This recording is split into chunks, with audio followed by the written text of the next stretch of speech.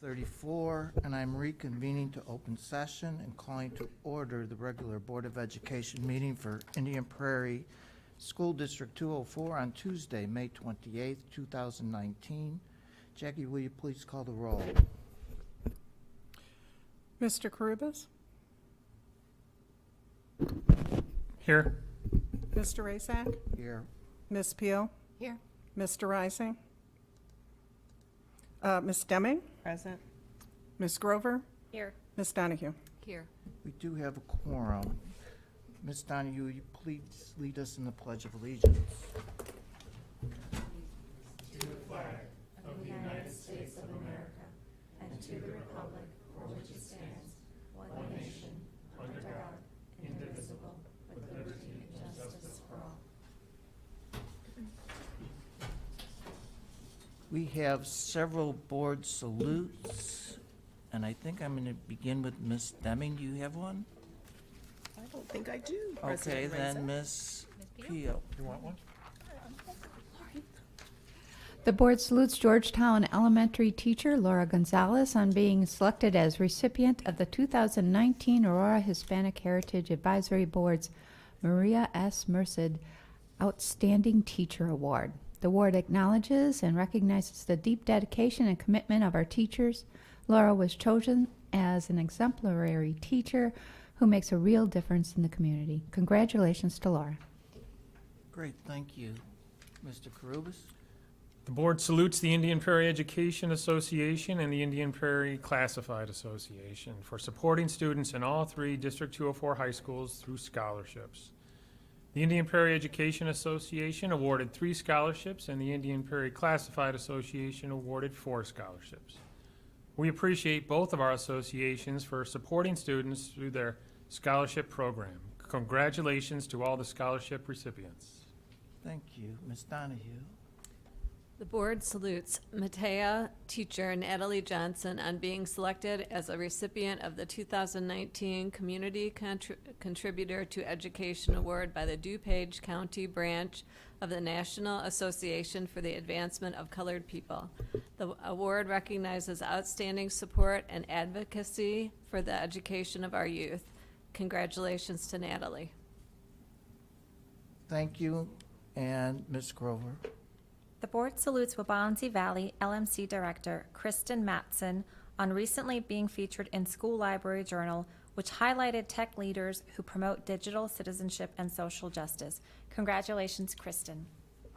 Thank you. It's time for our student report, but I don't see Arya, so I think we'll move on, and that is for public comment. And it's now time for public comment for non-agenda items. If you are here to speak to an agenda item, that comment would be taken immediately prior to that item. 30 minutes is allowed for public comment, and each person is limited to 3 minutes. When addressing the board, we ask that you respect the confidentiality and safety of our students and school district personnel. We also ask those addressing the board to be cognizant that this is an open meeting and is available to all age groups. And as such, ask that you consider who the audience members are this evening and keep comments age appropriate. Public comment represents the voice and the opinion of the speaker. There will be no feedback from the board members during the meeting, but follow-up will be provided by an administrator as appropriate. We have one person who has signed in for public comment, and that's Jessica Peterson. And you can come right up here, Jessica. Thank you.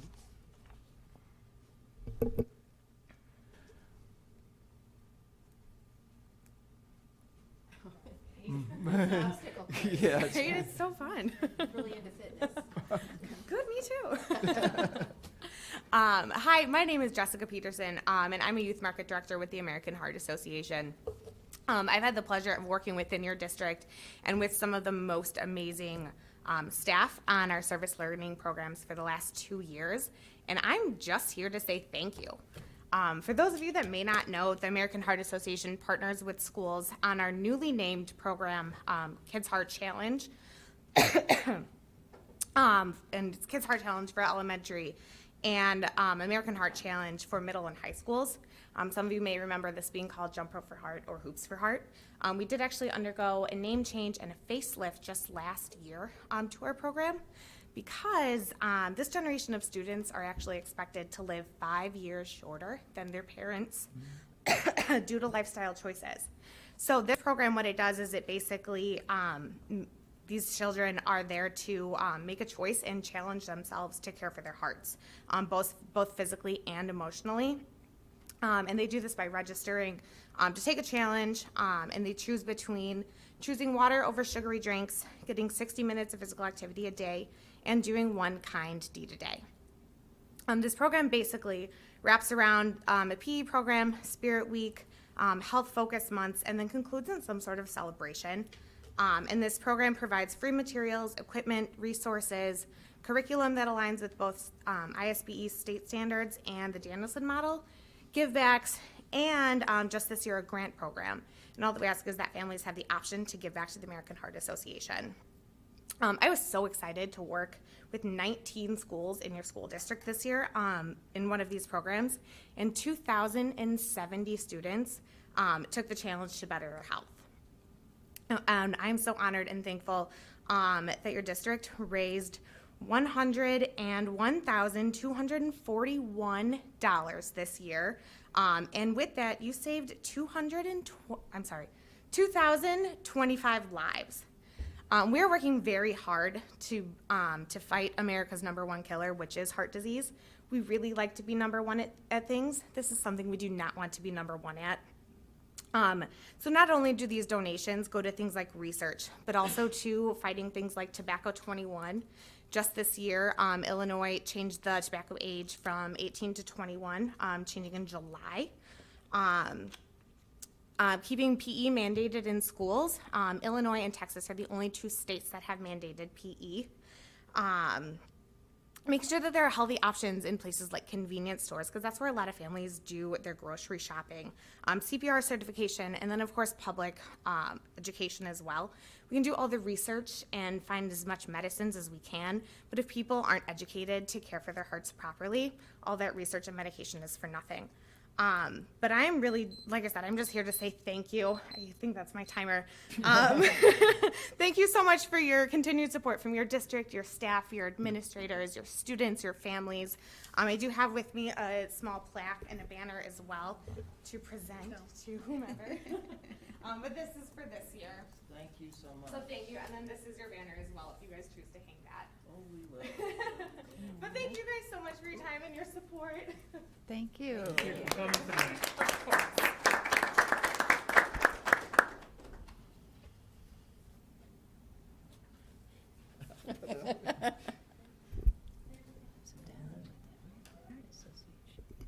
Thank you. And now we need a pleasant superintendent report, just as pleasant as that one. It must be pleasant? Yes. It will be pleasant. It will be short, too, because you have a lot on the agenda tonight. So first, I'll start off with graduation ceremonies, which took place at the Three Valleys this weekend, and it was a very long, as all of you know, long but really rewarding day. We saw over 2,200 of our students move on across that stage into the next part of their lives. We shook a lot of hands. We used a lot of hand sanitizer. So in addition to the parents, family members, and friends that attended, we had about 2,000 viewers watching it online as it was live streamed for them to see.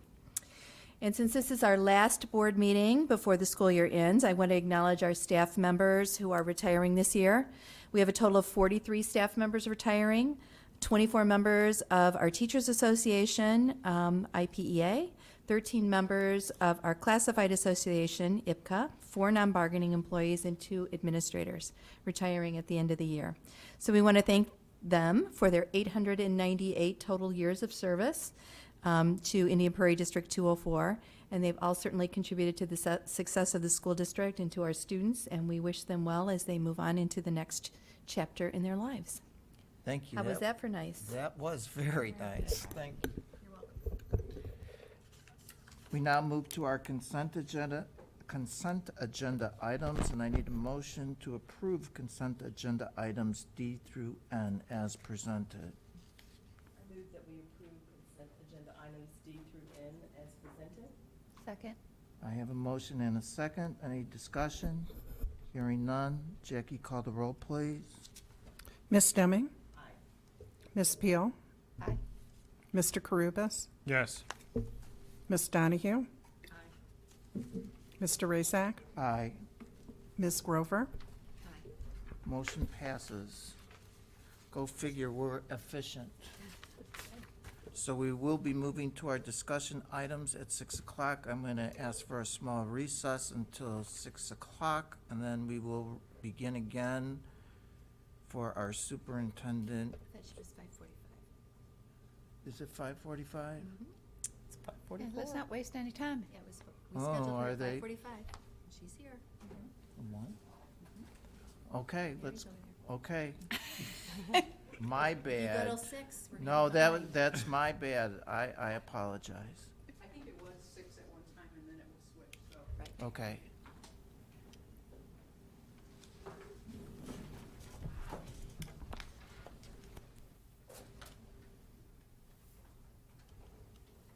Thank you. Hi, Mary. Hi there. All right, how are you doing? Doing awesome. Some light reading? Thank you. Aye. Mary, we do expect Mark to show. Okay, great. Here, I'll give That's fine. That's fine. You can use that.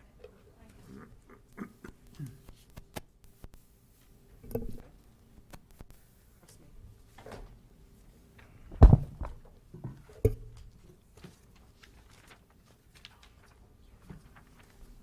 And our first presentation is from Ray and Associates, so welcome. Well, thank you very much for having us. Mark is here. What's coming around now is a list of school districts that we've worked in the last several years that was requested. I'm Mary Fosbender, and I am the Midwest Regional Director for Ray and Associates.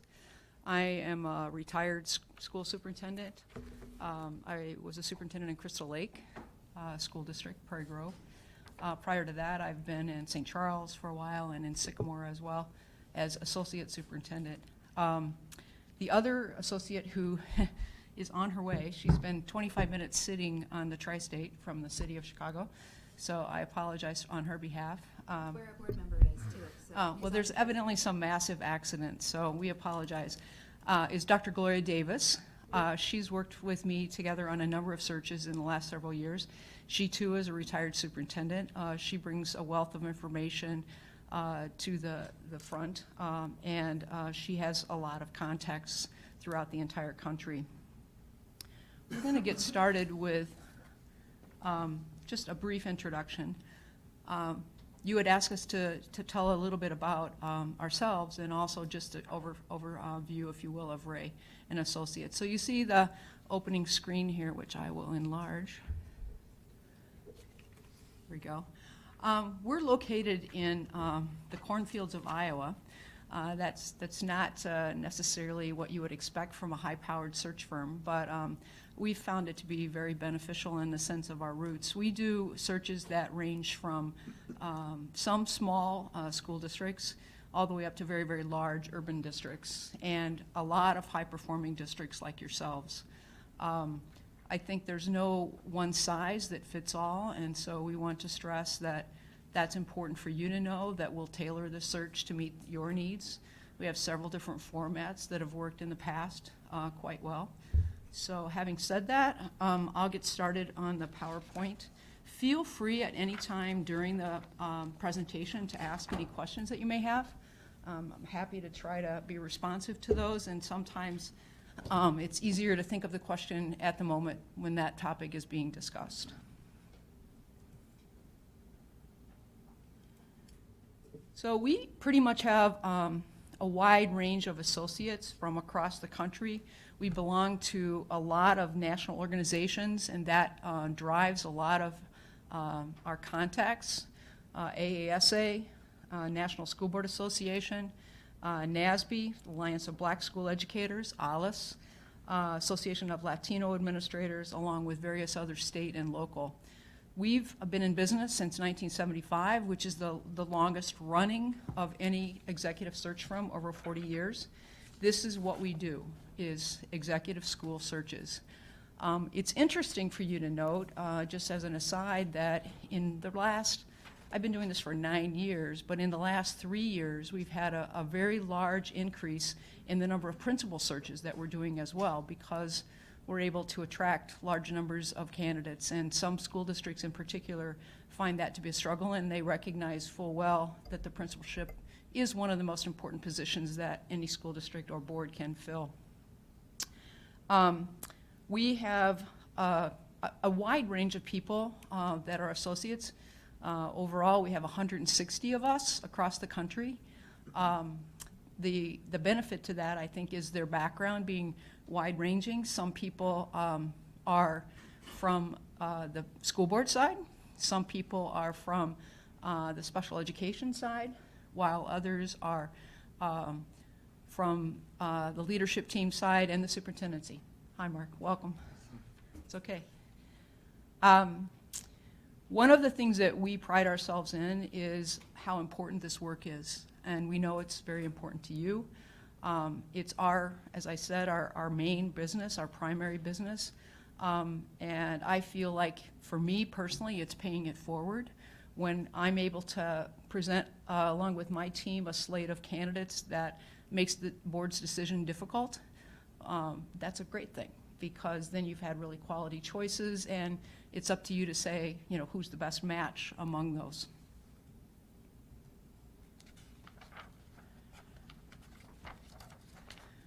I can remember as a sitting superintendent, and even before that, when I was aspiring to become one, receiving flyers in the mail that would advertise positions, and they would be maybe a trifold or a single page or something along those lines. We don't do that. We make personal contacts. With these 160 associates, we go out, and once we've created a profile with the district, we actively use the associates who've been with us for a long period of time to work together and organize the approach around what those criteria are that you value the most in your next leader. We also try to match up our team with the needs and interests on the ground in terms of the pool of people. We think that diversity is one of our advantages across the country. I just finished a search in Baltimore County, Maryland, just last week, and more we're seeing large numbers of diverse populations within school systems, and we want to represent that with our firm. And so we have a lot of women, a lot of minorities that give us different perspectives. We vet the candidates, and we provide a pool for the board to go through and to review.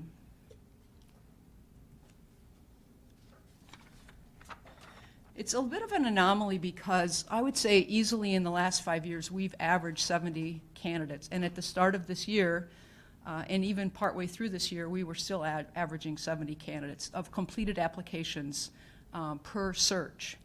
But I would say in the last 2 or 3 months we've been averaging 50 to 70 candidates. None of us really know why that is, but I just want to be honest and factual with you that we've seen a bit of a dip in that, and other people that we've talked to have seen that also nationally. It may be a reflection on the challenges that a person in this position faces. It may be the number of people available per the number of retirements. We really haven't had the chance to review that, but we are going to sort that out a little bit this summer and try to put some reflection on it and determine if it's something that we need to be concerned with. But throughout that, one of the things that candidates tell us is that they appreciate the communication that we provide during the course of the search. And I think this personal approach with using our associates across the country allows us to do that, to have, in essence, the candidate go into an application and potentially a position with their eyes wide open, knowing what the challenges are, what the rewards are, what the celebrations are, And if there are issues with financial challenges or things with staff turnover, we see a lot of that going on now because there's a lot of attrition in education. I think your 48 retirees are probably fairly regular, normal retirement attrition, but some places are finding that their younger staff are not staying in the profession. So I think all those things they need to, have a knowledge of and be aware of. This wheel of circles represents our process. We take a lot of time with these steps, and I'm going to go through each of them next here. So the attention to that detail, I think, is important because I value a process, and I think most people do too, as well as having a track to run on and feeling that you know where the search is beginning and where it is in mid-progress and how it's going to end. We're very flexible, as I said. We can modify this in ways if that's the desire of the board, and we're fortunate enough to be able to work with you as your client. We have a very experienced full-time office staff, and that's an advantage for Jackie and other members of your staff here. They have jobs, and they don't need to take on another extra layer of a job. So I think most places that we work, if we were to get a reference from the board secretary or the superintendent's secretary, it would be very much appreciated that that's the way we function. So I like to mention that because I think it is important. We need information sometimes from the central office, but it's more along those lines, and we're the ones that are creating the documents and so forth.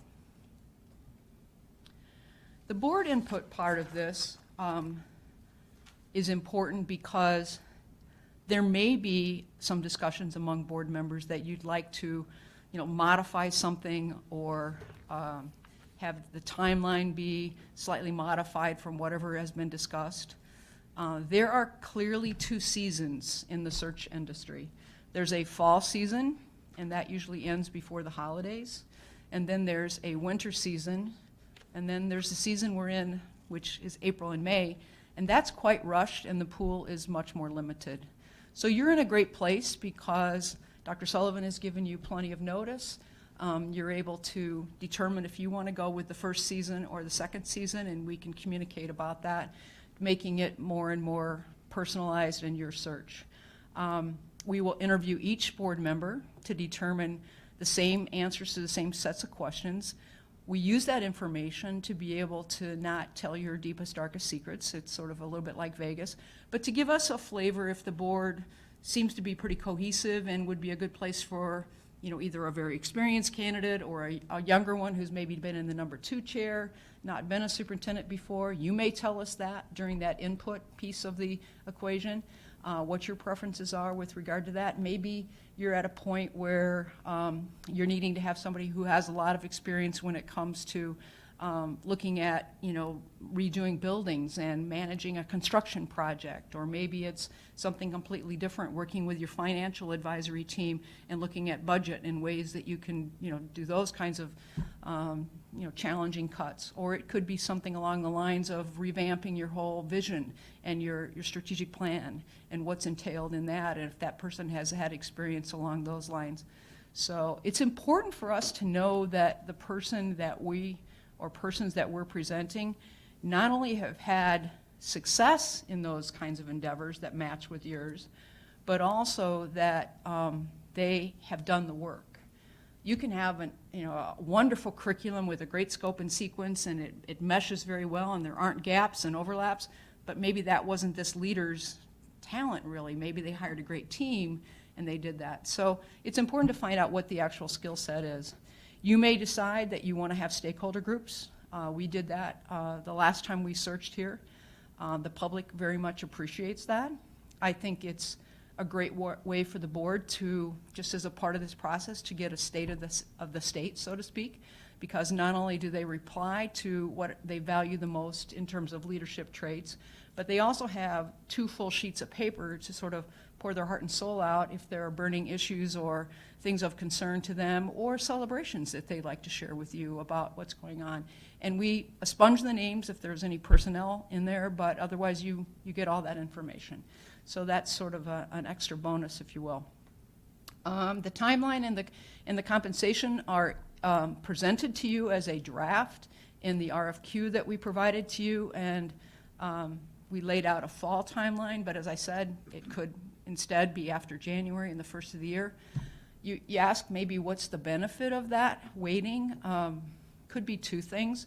It could be there's some people that are starting the school year underway, and it's hard for them to imagine that they can also get their application out and get everything done. Whereas if you decide that the search is going to begin in the second season, they have the opportunity to think about that over a recess at the holiday period, get an application in during that time and so forth. So I would say those are about equal. I don't see a reduction in the quality of the pool, whether it's the fall season or whether it's the second semester, so to speak, or the winter season. So that will be something you'll want to think about.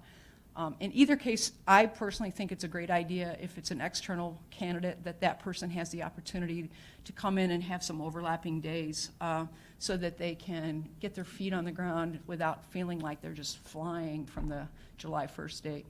So that timeline and compensation you decide, and then you finalize the profile if you decide that you're going to do that with the stakeholder groups.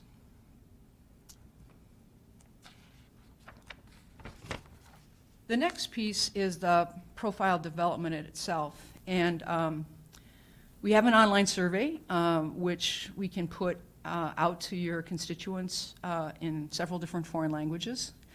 We've even added some that are, I'm a linguist, used to teach French, so it's important to me to have that offered in other languages. But we even have it available in Hmong now, for instance, and some other sort of minor in terms of some places. Some places that's a high population. So we can do that. It is research-based, and we do change it slightly. As I mentioned, it includes the stakeholder comments. And those things I think are important because the board fills it out and all these various stakeholder groups, and we highly encourage you to have, potentially you could have middle school and high school students fill it out. I think it's probably a little much for elementary age students, but one of my favorite stakeholder groups would be among your high school kids. I think we don't always give them enough credit for how savvy they are about what's going on and what they value, and they have an important voice to add to the equation.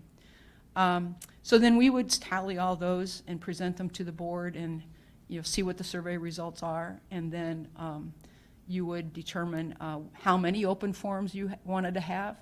I think in this format, potentially you might want to have something that's before the work hours in the morning at like before people actually get to work. You might want to have some open forums for your staff that are immediately after the school day, and then open forum at night for the public. So those are some things to obviously consider. Recruitment. This is another one of my favorite things. I think aggressively recruiting candidates is a fair statement for us. We have a written rule among us that when we place a candidate, we don't go back to that candidate for a minimum of 5 years. Even if they were to contact us and say, I'm interested in moving on, we basically say, well, it won't be with us because we committed to the board that, we weren't going to do that, and we hold to that. But I think that personal touch is a very valuable thing. They're taking a risk in pulling up stakes with not only themselves, but potentially their family and could be children involved. And so I think they want to feel that they can learn as much as we can share with them and as much as they can find out from reading what they can read online and your newspapers and all the other things so that they can determine if they're a match. I use this analogy a lot, and some of you may recognize it, but I liken it to my own grown children when they were seeking decision-making about their college institution, and we went on a visit with my son, and we drove like 3 hours to the University of Wisconsin, and He said after 10 minutes, I mean, literally, the tour had just started. This isn't it. And I said, could we just finish the tour? We drove a really long way. And he said, we can finish it, but I know this isn't it. And, you know, I think you'll get a sense of that with the candidate, and the candidate will get a sense of whether this is the next place that they need to be as well. And when you get that, that's a really positive kind of thing. The website that we have averages at the peak of the season about 4,500 hits, but on a monthly basis, about 3,500 hits. I want to jump in if Sure. I could. I know you're flowing, but Yeah, you can jump in. you were talking about that 5-year rule. I didn't fully comprehend it. Can you explain that a little bit? Sure. If we had a request from one of the candidates that we had placed in a superintendency saying, I'd like to apply for this opening that you have, and let's say it had been 3 years down the road from when we placed them, we would discourage them, saying that's not something that we would want to support them in. So in other words, we want to hold true to that board commitment that we made, that we're not going to go after any of the candidates that we've placed for that 5-year period. Thank you. Is that Yeah, clear? I got it now. Sure. So that 4,500 hits at the peak of the season, that's just included in what we are, and lots of people go there on a regular basis, whether they're looking or not, because they're interested in what's out there. Barry, I think Natasha had a I question. I'm have a sorry. question on advertising. Yes. In your PowerPoint, it says advertise with protective venues using Facebook and Twitter, and on page 11 of your book, it says advertise in local, regional, and national venues. But on page 16, it says advertising is not included in the cost. So I'm kind of confused. Do you include advertising or not? Some of the advertising is totally free to you, and some of it, including our website, the memberships that you have, National Association of School Boards, Illinois Association of School Boards, anything like that, National Association of School Administrators, if your district has a membership, I'm assuming you do, those would all be not a cost to you. What cost, and what is the biggest cost, is the journal. And it's one of the very few publications that even has a written copy anymore. They do offer an online version, which is a lot less. And if we are selected, we'll go through all that with you and help you make some decisions. But it's almost $3,900 to run an ad in the journal for 60 days. And it's an educational journal. And it's widely read. But a part of our fee, if you did it only in the electronic version, is included in the cost. So that's why it's a little confusing. Okay. It's only if you decide to go with that printed version, and that's the cost that they charge us. Great, thank you. Huh? Sure.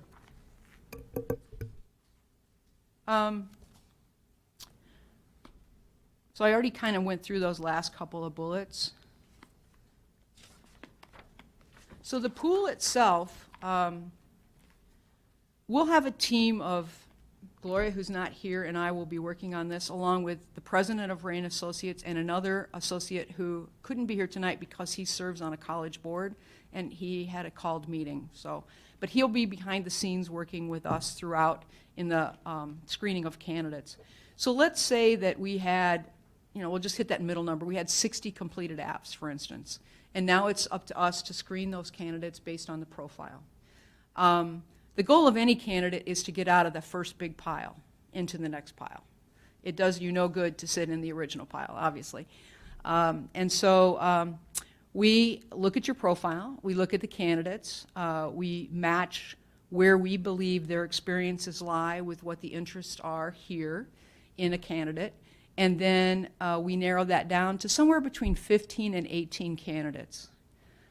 Of those candidates, then, we go ahead and we do an interview over the phone with them.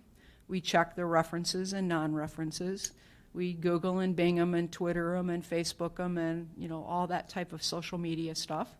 And then there'll be a few that'll drop out because of that, because they don't hold true during that vetting process with either the interview or the reference checks. So let's say that we had, around 12. We would ask them to do a video response to 3 questions.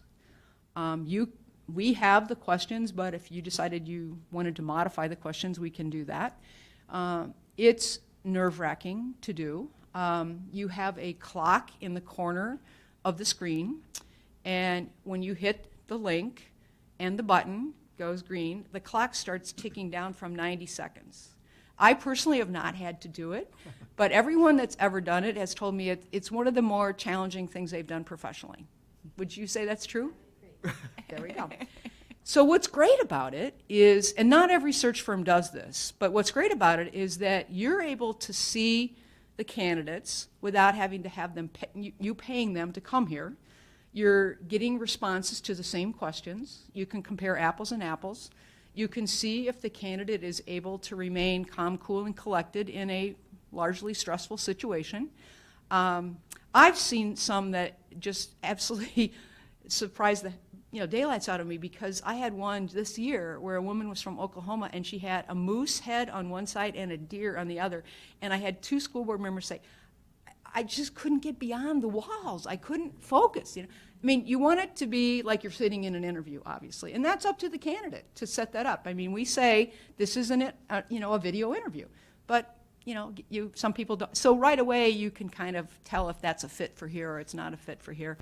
And then we do the internet checks again, and that night after you see not only the videos, but also a lot of their paperwork for their application and their references and so forth, then you do what we call a forced choice matrix. So we put the candidates in alphabetical order, and you have to make a decision. Do you prefer 1 or 2, 1 or 3, 1 or 4? Say there were 10 candidates.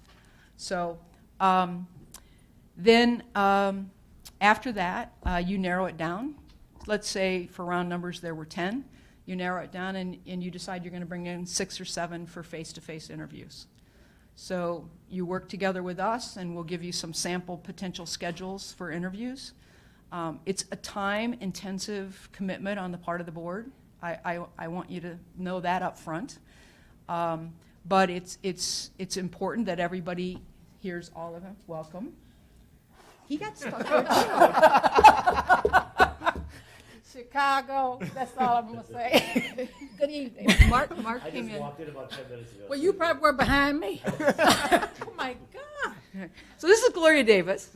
So Hello, everyone. Welcome, Gloria. So I truly apologize. Mary knows I'm usually the first one here. she is. She totally is. I told them what had happened, so they get it. So we're Well, just. Mark understands. Yeah, he understands. It was bad today. Yeah, it was. For whatever reason. So you'll narrow that down to 6 or 7 candidates after you see the videos and you look at all the paperwork, and then you will do that again and narrow it down to what we call the finalists. And that might be 2 or 3 candidates that are your finalists. You'll go through interviews. We provide you in both of those rounds of interviews with a bank of questions. You do not have to accept our questions. They are proven questions and they are legal questions, but you may want to add something that's particularly a burning question that you have interest in asking. And the only critical thing with the questions is you ask them in the same order so that you have the opportunity to hear as many of the same responses from the candidates. Some are more long-winded than others, so you don't always get to the end being the same number, but that's the goal. And then we've added a new thing, which is on the top finalist, if there are 2 or 3 of them, then we do a criminal background check. So it requires the person to send us a permission, and their social security number is part of that. And literally any candidate we've had as a finalist, I can tell you every residence they've ever had in their life. I mean, it just goes through all that. It goes through their colleges and universities and makes sure, because it directly sends it to the college, that the degree was conferred and this is an accredited institution. So all those kinds of things go into it. Traffic tickets, any kind of law enforcement issue is in there. So it's very inclusive. And your personnel office, will appreciate that, I'm sure. Did you have a question? Yeah. So do you also do financial checks? Well, that is a part of it, but not bankruptcy per se. You know it's been in the news recently. I know that. So- And I think if you told us during the interviews that because part of the questions that they have to answer in the application are, have you been involved in any legal action? So if they answer that honestly, then, you know, that would be legal action if they had gone through a bankruptcy. But by and large, a lot of boards feel, how can you manage a $368 million budget, which is what you have, and you've gone through personal bankruptcy? Sometimes there's an explanation, but, you know, it is what it is. And I would hope that if that was not an interest of yours, having someone in that position, that we just say that up front and then we get it out of the way. And I would just add, we give the reasons for the bankruptcy if that does occur, because sometimes we found it can be through divorce or other business situations that maybe they had a small business or something. So we make sure that you understand the total reasons why, and then you decide. But, you know, I get that your public may not appreciate that somebody has that in their background. I mean, and I think it's just important that, you know, if that's something you want to avoid, that we make that clear up front. Yes. Well, everybody Googles everything these days. As a former superintendent, I understand that. Yeah. All right, so I'm going to turn this part over to Gloria. All right, and again, I truly apologize for sitting on Highway 290 I called Mary twice. I'm just sitting here, so I appreciate your understanding. As we talk about selecting candidates, as we review all the information that we receive, we then look at the top candidates that we feel would match the criteria and the qualifications that you have set based on input from your community and your staff and all the stakeholder groups that we will entertain in terms of setting that set of qualifications that we know you would want in the next superintendent. We also then provide you with candidate videos. Did you already? Yep. Okay, don't want to repeat. And then as you look at the videos, then we have a consensus building metric that you will then utilize based on all the information that you have on hand. Videos, applications, all of their background material. And then based on that, the first set of information will then help you to decide which are the top candidates that you want to interview for that first round of interviews. And that can consist of how many people you select. Usually it's somewhere between 8 to 10, but it really depends on you and what you decide based on the information that you receive. After which you will then finalize the interviews, and we will have the first round based on that first set of individuals that you want to have come before you and be interviewed. And then from there, we will then go to the next round of interviews, which would be your finalists. And generally, that's anywhere from 2 to 3 individuals. You will, based on all of that information, then work on a consensus of how you want to proceed, especially with that finalist group, in terms of how you want that interview process to be set up. It depends on boards. Boards have done it a lot of different ways. You can have a closed interview. You can have it whereby your public is involved, and we'll have lots of discussion around that. Knowing Indian Springs, I'm sure, Indian Prairie Springs, I'm sorry.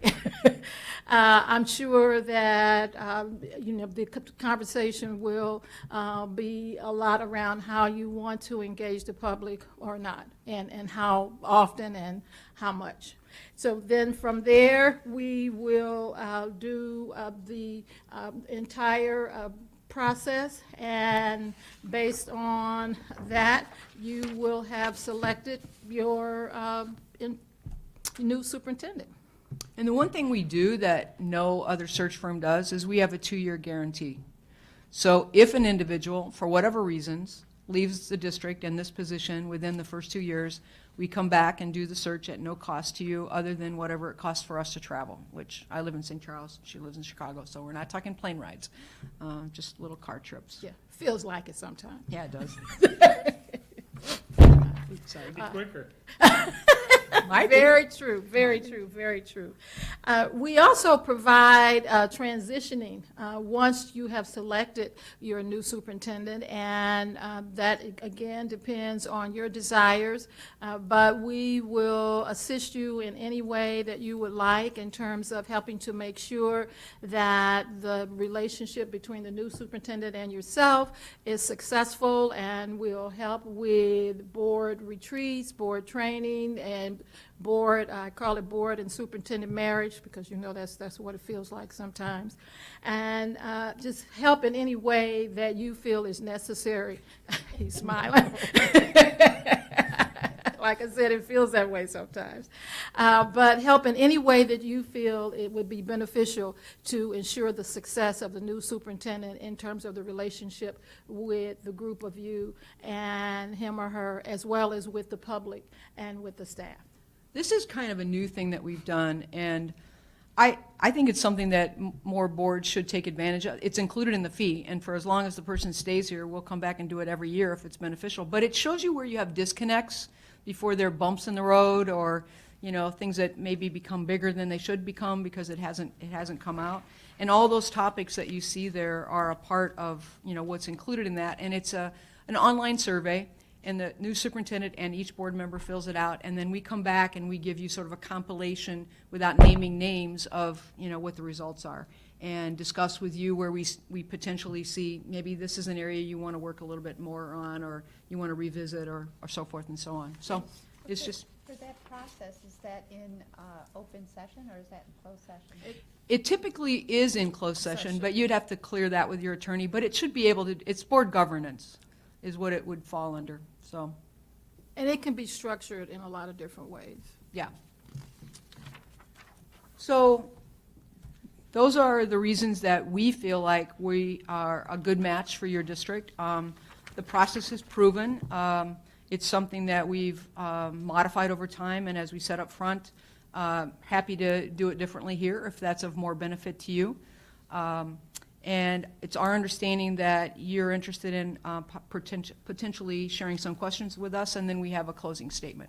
Great. Questions?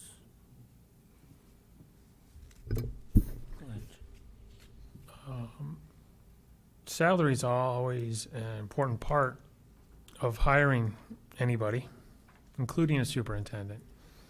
At what point in this process do we interject salary parameters to the process?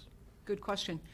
We would come back if we were selected at the very first meeting when we set times to interview each board member, and we would share with you, if you wish to give us comparable districts that you use for your own comparisons, we'll use those and determine what the salaries of those area superintendents or regional superintendents are. We also do it on a national scale with high-performing districts like yourself of similar size. And then you see both of those, and you can determine from there what you believe the market should be. How is that interjected into the process with a little bit more particularity? So do you communicate some of that out to the candidates? Competitive salaries, or do you vet it down from the 70 stack of 70? Well, when you determine what your flyer to advertise the position is going to be, we will have used those two sets of documents. You will have had some internal and external discussion about what number you want to arrive at, and what we prefer the boards to do is to set a mark, and you say in the range of X, and that brackets it. And then if someone has not been a sitting superintendent, we overtly tell them, you are probably in all likelihood not going to hit this number. It's going to be somewhere below that. If you have a very veteran, experienced person, then it's more likely that you could be a hair higher, but that's what the board's shooting for. Thank you. Yes. And a lot depends on the salary, especially for a sitting superintendent, the salary that they're making now and where they live and Cost of living. cost of living and so on. But we'll provide that to you. Other questions? That's just. Could I have Susan go first?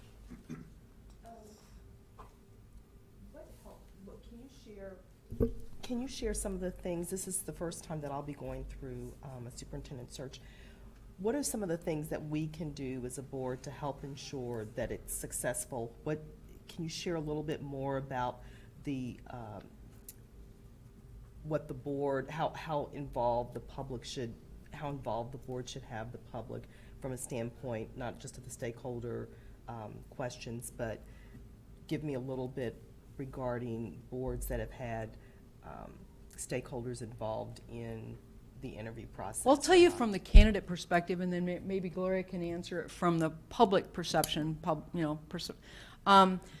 Candidates, if it becomes public too early, they are not going to rock the boat in their home district and risk, shaking the boat until they're a finalist.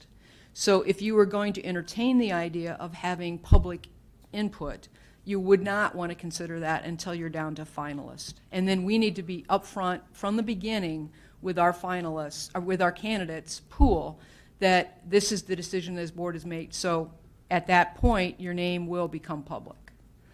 And I would add, in addition to that, in terms of you as board members, once those names are public, and I'm sure you don't get this at all, your phones will start ringing and people will, I know you don't get that here in Indian Prairie, but just in case you do, it's very important that you decide as a board what your comments and your responses will be. So, in other words, what one board member says, you all need to be saying, because as was stated, it's very important, especially for a sitting superintendent, because they have a board and a public that they have to be responsible to. And so it becomes critical that as they understand that at some point their names will be public, but they want to make sure that nothing gets out before the time frame that has been designated by you as a board, because that becomes very, very important. And I'm speaking from personal experience as a sitting superintendent. So let me do a follow-up with that. This board has already determined that I will be the spokesperson for the superintendent search. Who would I be relating to on a one-to-one basis? The office personnel, which is Molly or Kathy and myself. Okay, thank you. Mr. Rising. So, and just really briefly, along those same lines, and I think for the most part, and I know having been through this once before, and I can't speak for the board because we haven't talked with the search firm or amongst ourselves, but I imagine that we would want to also maintain that candidate's confidentiality until, they get closer in that process. But along those same lines, when you're following up with references and that type of thing, are you as a search firm very cautious of that confidentiality? Because I'm assuming that in some cases you will have to go beyond their reference list potentially. We asked that question of them, actually. Okay, so I just want to understand that you guys do that as well. And then something you had talked about earlier, Mary, as far as, they're you're seeing a shortage across the country, so, a lot less applications. How is Ray & Associates going about generating, new candidates that you may not have seen before, targeting certain ones depending on the particular district? If you could just briefly talk about that as well. Yeah, I think what we're seeing is still really high quality in the pool of candidates, particularly the slate. It's just that overall number that we wanted to be upfront about, and we go out very aggressively and we contact people. To me, this is a plum job. This is something that if I was aspiring to be a superintendent, I would definitely want to go after. If I'm a sitting superintendent, it could be that the person is regionally located and feels like this is a move up to a stronger situation, or it could be a national person that has heard of you and is interested in making that kind of move. But this is going to attract a lot of people. I have done searches in the last 2 or 3 years that are way above that number. The Glen Ellen search yielded 105. I just finished Butler last fall, big numbers at Butler. So, that's our average. So I think you'll attract big numbers. And the Illinois pension system isn't hurting things either? Well, what's interesting about that is it's people who are in that mid-range, not people who are at the end of the retirement period that are still good with it, because they may make one last stop, basically, in the road. down there. So, people who are mid-40s, which is good for you too, because then you get longevity, So we have potentially. time for a few more questions. Ms. Donnie, do you have one? So, I wondered what the track record is for you placing superintendents. Like, how long do they stay for? More than 2 years? And Our average is 8 years. oh, okay. Yeah, just right at 8 years. And that's longer than anyone else. And I attribute that, I think Gloria would too, to our personalization of the candidates and the fact that we reach out to them, and from the very beginning, we build relationships. Ray and Associates recruited me to Decatur, Illinois, and I was there 8 years. About 3 longer than I thought I would be. Or hope to be right.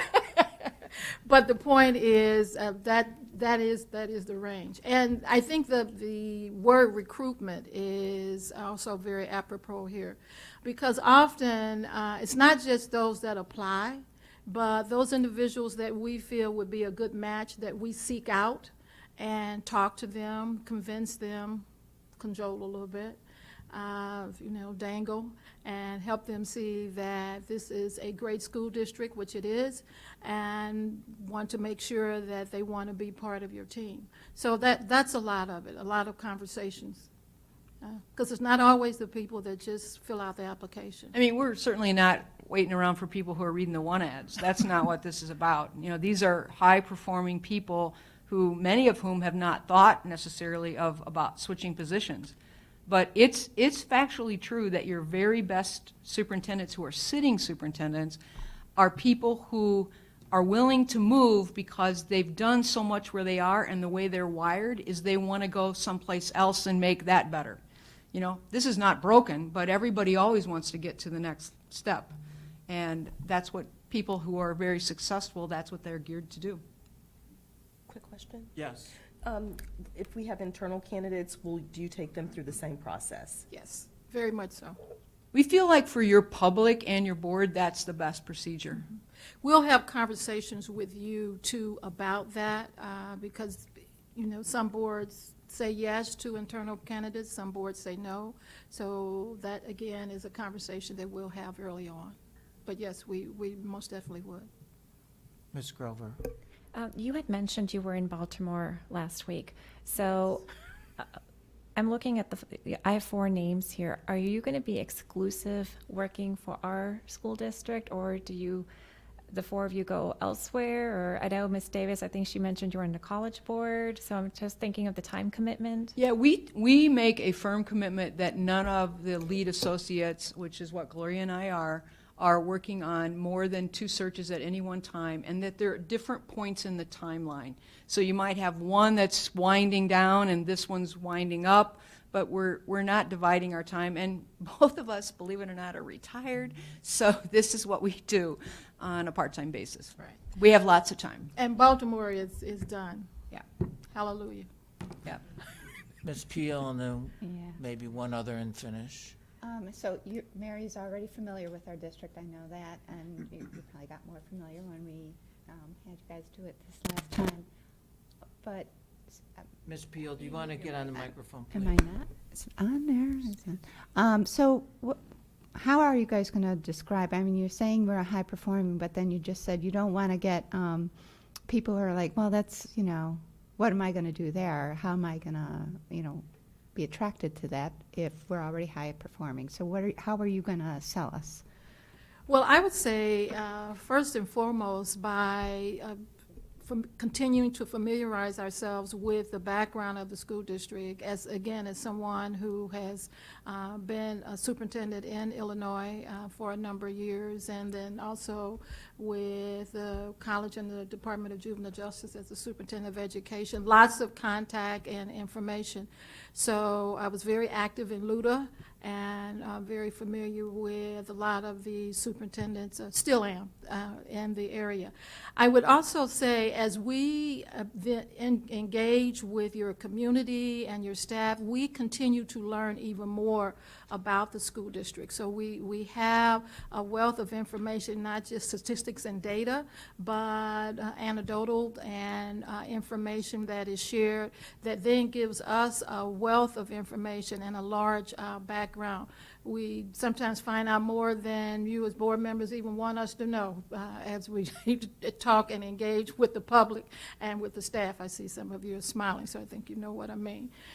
People are very open to share, and so that helps us to understand, beyond the size of 28,000 students and large staff and, $300+ million budget and so on. It's also those intricate details about the school district that will help a candidate want to know more about why he or she would want to be your next school leader.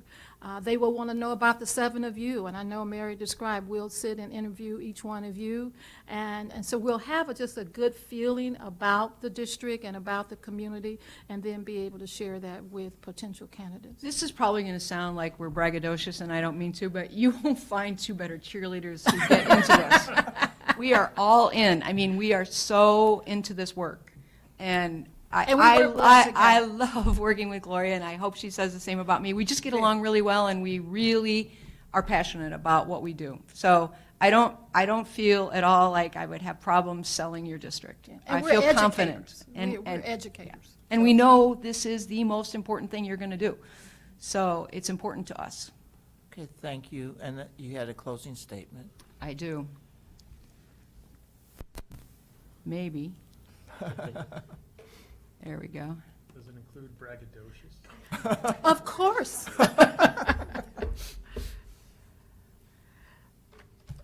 So this is a sort of a highlight. This will be the 3rd time we've said it, but it's important and bears repeating, it's your search. So if you see things in here that you want to modify, I bet you Gloria and I have done this 15 different ways. That's great. We're happy to do that. We're both of us very experienced at this. We've been doing it a long time. Ray's been in business for over 40 years. We feel like the process that we outlined to you is one that yields a lot of steps, and if you decide that you were elected to this position and this is one of the most important things you're going to do, and the public's not going to be involved in it at the end of the day when it comes to the final interviews, I think it's very fair to say that your public will have had lots of opportunities for input along the way.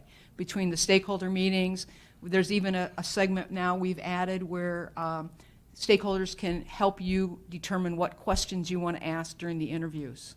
And we provide all of those to you as well. And I think that's valuable as well. Our track record of a 2-year guarantee, the fact that our candidates stay on an average of 8 years, that we have for your finalists the criminal background check, which includes litigation, all kinds of motor vehicle things, everything about their degrees and their background in that regard. We don't mark up our expenses. Our application materials go through our website, which is quite robust, about 3,500 hits per month. And we have an instrument that we think is very much a consensus building. You have new board members at this time who have recently been added to the board and or who have not done this process. So I think the matrix that we utilize will be beneficial to all of you. And we have the opportunity to work with you down the road if you decide that you want to do the board governance piece, which is included in the price. Thank you so much. You're sure welcome. Thank you. Thank you. Thank you again for taking the time to listen to our presentation. Thank you so much. I know. Next time, when I come back, I'm just going to spend the night. Thank you, Mary. Good luck in your decision. Thanks, Mary. Great stuff. Yeah. Yeah. Thank you. Good stuff. Thank you. Yeah, just get a room. You can spend. I know. I'm very familiar with the area. so- Susan, Okay. nice to meet you. Thank you, Gloria. Nice to see you. Thank you. You look familiar. That's it. I know. Lots of meetings there, Hi, right? nice to meet you.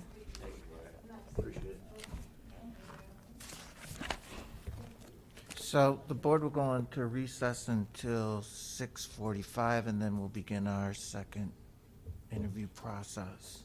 Your Presentation. decision-making timeline is like the 30th? By June 10th, 10th, okay. we will have a contract by June 10th. Sounds good. Oh, I should get out of this for the next person, or will your tech guy do that? You'll take care of it. You are? Thank you again. Have a good evening. Good night. Thank you.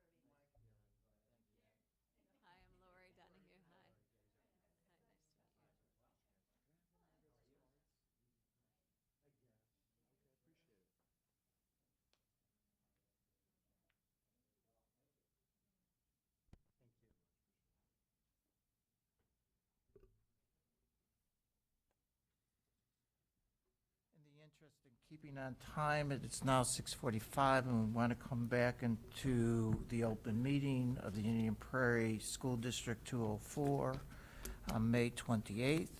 It's now time for our second presentation to the board for superintendent search. We have School Exec Connect. What we're doing is letting you start, of course, and with the presentation, and I'm sure the board will have several questions for you after your presentation. So Thank you. welcome. Thank you, appreciate it. I'm going to let my partner introduce himself. I'll introduce myself a little bit, get to know you a little bit, and then we'll kind of follow, if it's okay with you, responses to the 6 questions that you've posed us. We know those are central questions to your feature as far as selection of a firm.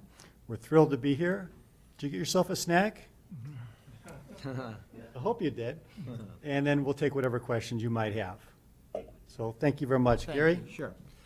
My name is Gary Zabilka, and I am one of the partners with School Exec Connect. I've been with the firm for 8 years, and during that time have completed scores of searches during that time, primarily in the suburban area around the Chicagoland area. My background is such that I am a retired superintendent. I was a superintendent in 2 different districts, one here in DuPage, a district that is no longer in existence, that had nothing to do with me being the He superintendent. did not run it out of business yet. There was a district called Puffer Hefty School District in Downers Grove that was absorbed by District 58. And like I said, I had nothing to do with that piece of it, although it was a wonderful initial experience. From there, I went to Morton Grove in North Cook County and served as superintendent there for 10 years before I retired there about 7 years ago. I've also served as an adjunct professor for Loyola University, where I teach in their ed leadership department, teaching students who are interested in becoming superintendents and or business managers primarily. Then I also work with the Illinois Association of School Administrators, that is the Superintendent's Association, and in that capacity, I currently coach, mentor brand new superintendents, as well as serve as a professional development person where I provide different kinds of in-services and administrator academies for administrators and superintendents.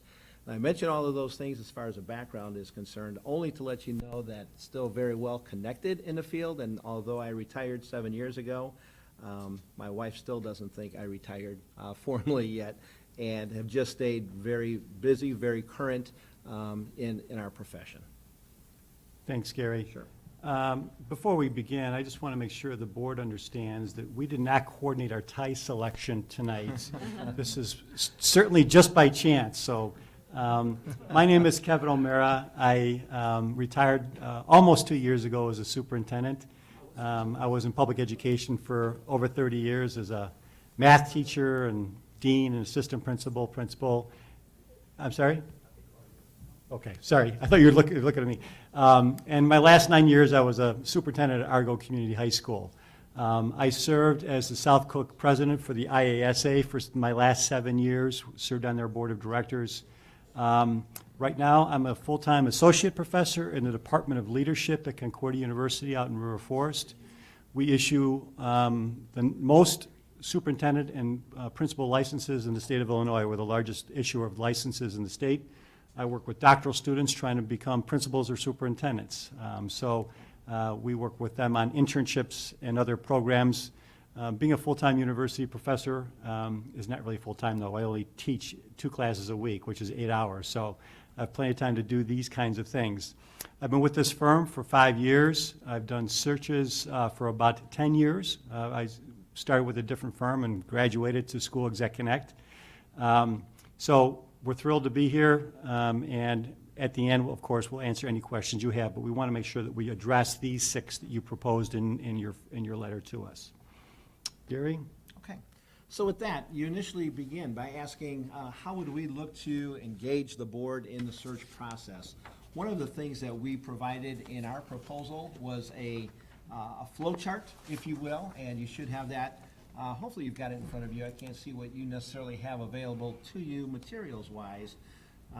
But as a part of that, it we believe, nicely kind of describes and demonstrates the fact that we are basically in this process partnering with you, consulting for you, to work with you and helping you develop and hire the best superintendent that you can.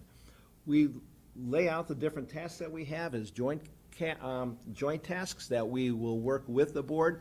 One of the most important meetings that we will have, should we be fortunate enough to be selected by your district, is to have this planning meeting. It's at that planning meeting that we will go over every specific function of the search in great detail and even calendarize, if I can make that a verb, all of the dates that we would be looking to set as deadlines for us so that we can keep your search very much on task. We would also then work with you to determine how best can we reach your community. We've got those things that we believe are most effective in reaching community as far as engagement is concerned, but you as a district know what different committees and groups that you would like to have involved for us to engage with as we look at doing focus groups and so on.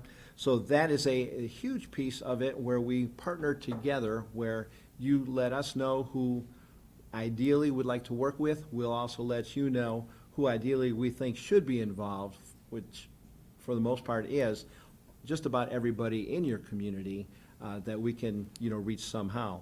We also then would have an online survey that for those people who are not able to physically be involved and meet with us through focus groups, that we would be able to have them answer questions online to give us feedback so that we can put this information together and develop for you what we would call a superintendent's profile. That profile would basically outline all of those characteristics that we feel we have heard from your community as far as those qualities that they are looking for in their next superintendent. We would come here to a public board meeting, share with you what that profile would look like, so that you, upon seeing that, would acknowledge that that's, yes, in fact, what you are looking for, or if there's any pieces that you as the board, because it is ultimately your decision as a board who you hire, ultimately see that there is anything that may be lacking from all of the input that we've gotten from the community, we also could then add that into it as well. So then we have the superintendent's profile, which basically then gives us, if you will, our marching orders as to who we go out to recruit and encourage to apply for this position. Okay, one of the things that we think is a hallmark of our firm is that we don't wait idly for people to apply for this position, although this will be an extremely attractive position for experienced superintendents and even some newer superintendents as well. But at the same time, knowing what this profile is, we know enough people out there throughout the state and even regionally and nationally that we could tap people and encourage them to apply for this position, because obviously you are looking for the finest candidates, and that would be our role. So looking at this flow chart then, you could see that we do some things together.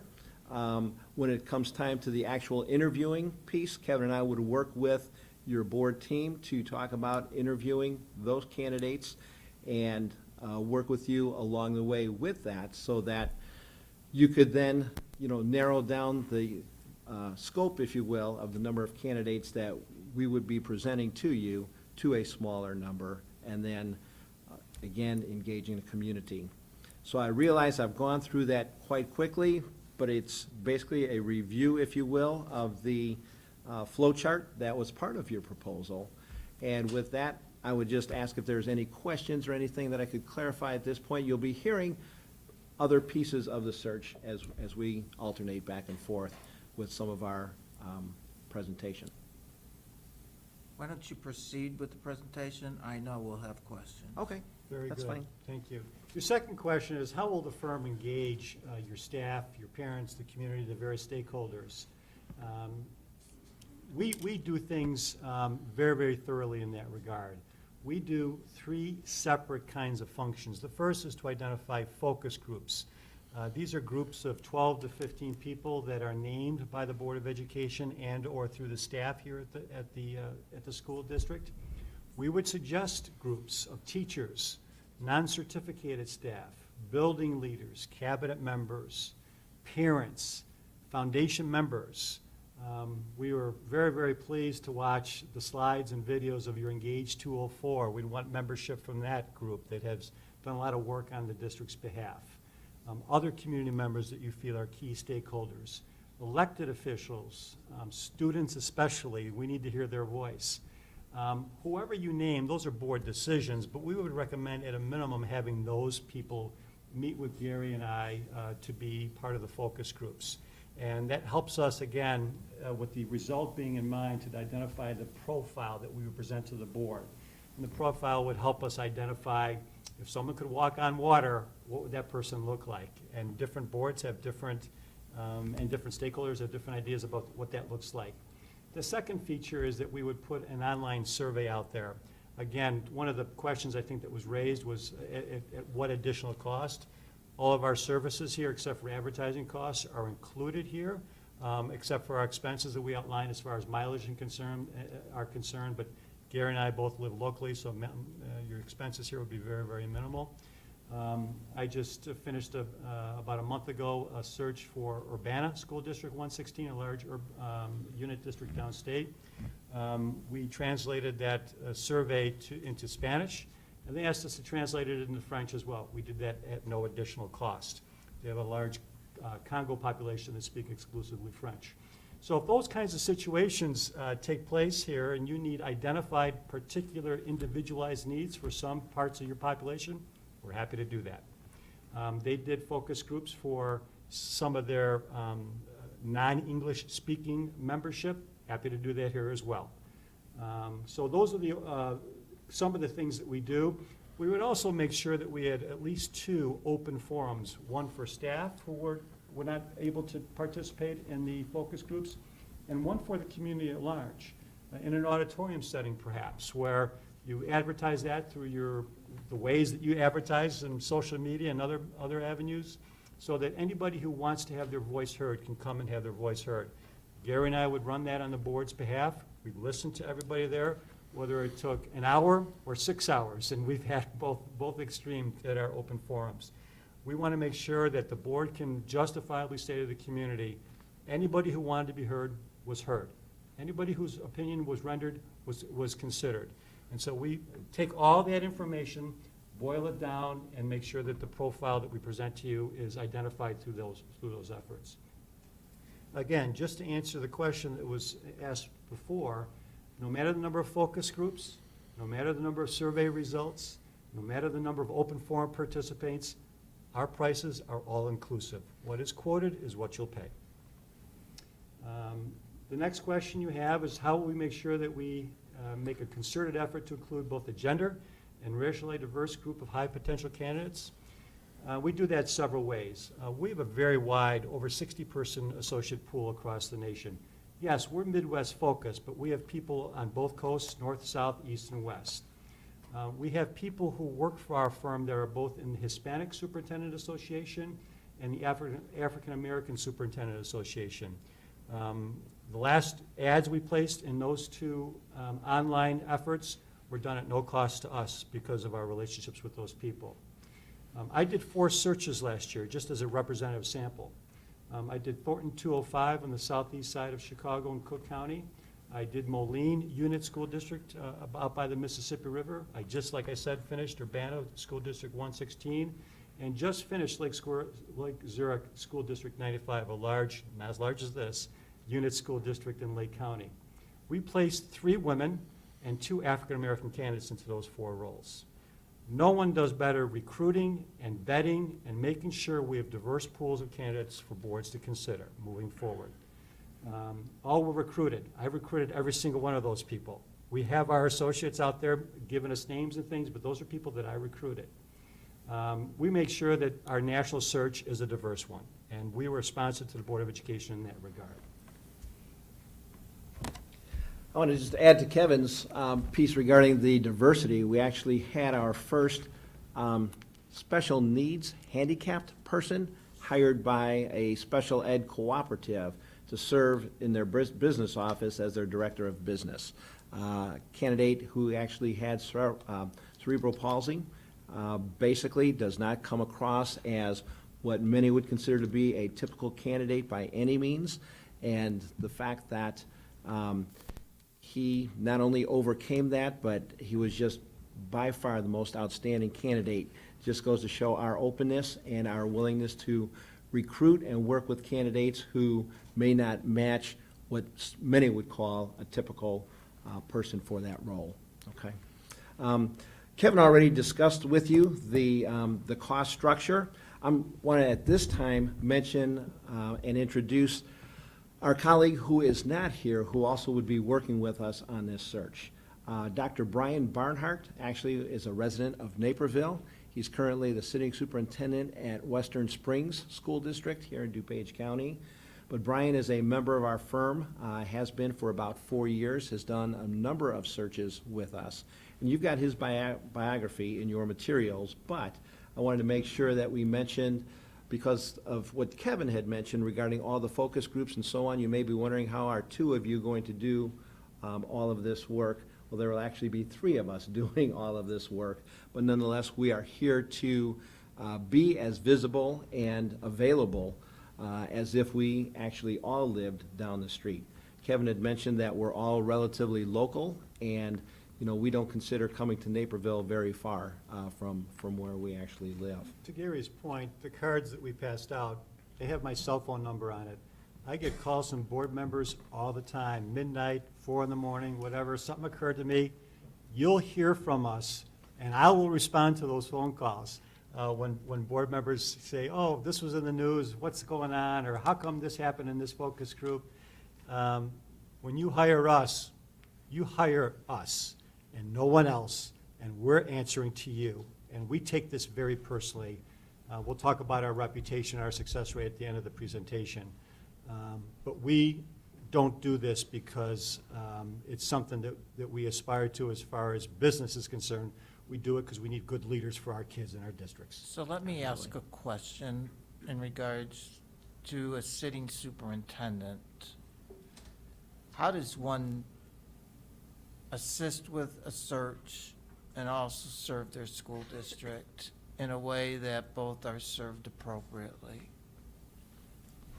Sure, that's an excellent question, and the parts of the search that go beyond the school day, because as you will see, if we're fortunate enough to work together with you, we will have evening sessions, we will have daytime sessions, and we will moderate our schedules accordingly to make sure that our time is all utilized, whereby all of those constituents that we serve, and primarily for a sitting superintendent, that he may not be here on some of those days that we would be actually in your schools. However, with many of the focus groups, with staff members and so on, they happen before school, they happen after school. The fact that he's relatively local, and the fact that we'd be also hosting evening meetings would give him that opportunity to participate. Thank you. Sure. We host a lot of these things at night just to make sure that the people that you want to invite to these events are available. And that typically works out to evening kinds of sessions. So that's when Brian would probably make himself available, unless he had a board meeting or something, and we'd work something out. Also would like to mention that regarding part of our methodologies, we are not one to strictly screen candidates based on paperwork. Although don't get us wrong, we do look at applications, but we make it a point to literally meet face-to-face with all the candidates that we would be presenting to you as finalists for your position. We believe that it's important to get to know a person up close and personal, if you will, and to fully understand who they are, and understand that the vetting piece of it as well is something that we do to a large extent amongst ourselves, the three of us. We do also have, as we're looking at potential additional charges, when it comes to a finalist candidate, if you wanted an extensive background check on a finalist candidate to ensure that there was nothing in the background of that candidate. That is something that we do offer as an extra charge. And it's something that these days, I would say probably 50% of our clients take advantage of. The other 50% are comfortable with the background checks that we do on candidates. We do what would be the typical Google searches.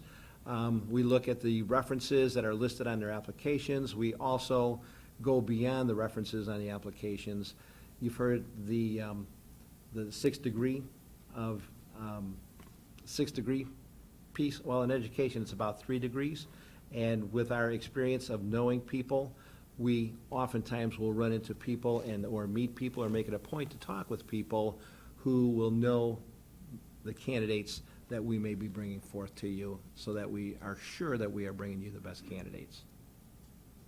Please. Yes, Susan.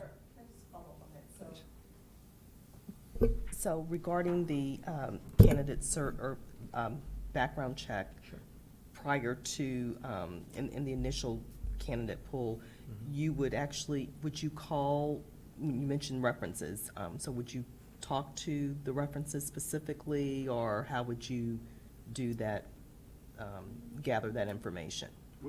Let's say they give us 5 references. We call those 5. Okay. Get that feedback, then call 5 others they didn't give us. And that's very, very thorough. We're the most thorough in the business.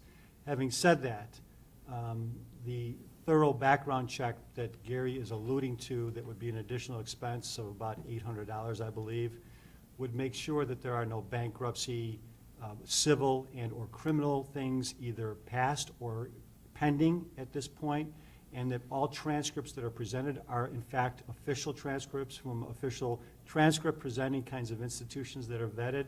So those are background checks that we simply don't have the authority to produce, but the company that the board would be recommended to hire can do those kinds of things. That keeps boards out of hot water and makes sure that the candidates we're presenting to you, and the candidate who's presenting himself or herself is the person they say they are. Thank you. Okay, so the last question is, what sets us apart? I'm going to do a little quick handout if that's okay.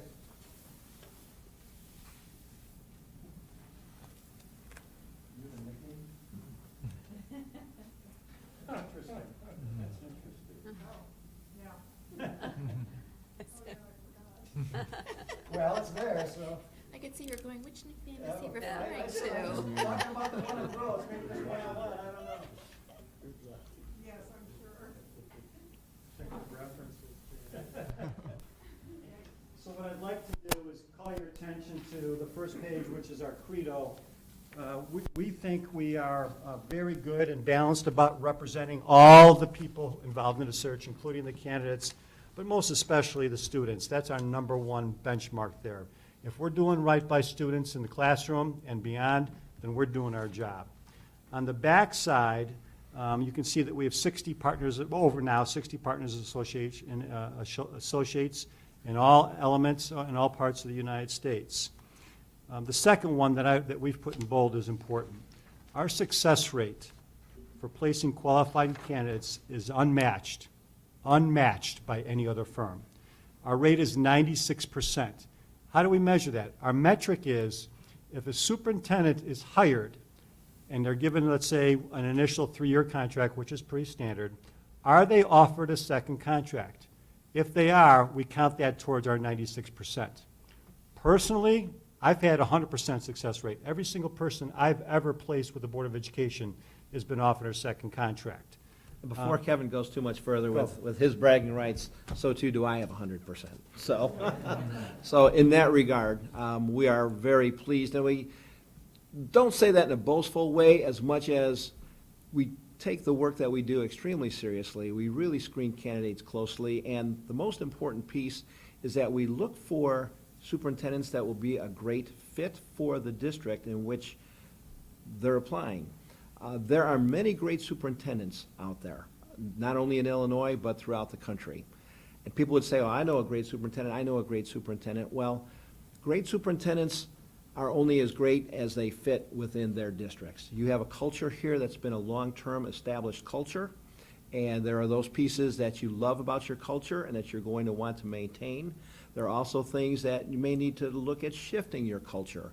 And our hope and our goal is to find candidates for you that will match those pieces that you're looking for your district, which ultimately is most important. Very good. So we've never been sued, never been asked to terminate a search. We've never had a search go bad on us. Do your homework. I know you will. Other firms have had those kinds of issues. We have not once. So we would appreciate the chance to work with you. We think that our process works. Our numbers speak for themselves. We take this very professionally, yes, but we take it personally. We want to make sure we do a good job for you folks and your students and your entire community. Happy to take any questions you might have. I'm sure there are several. Mr. Cruz, do you have any questions? Sure.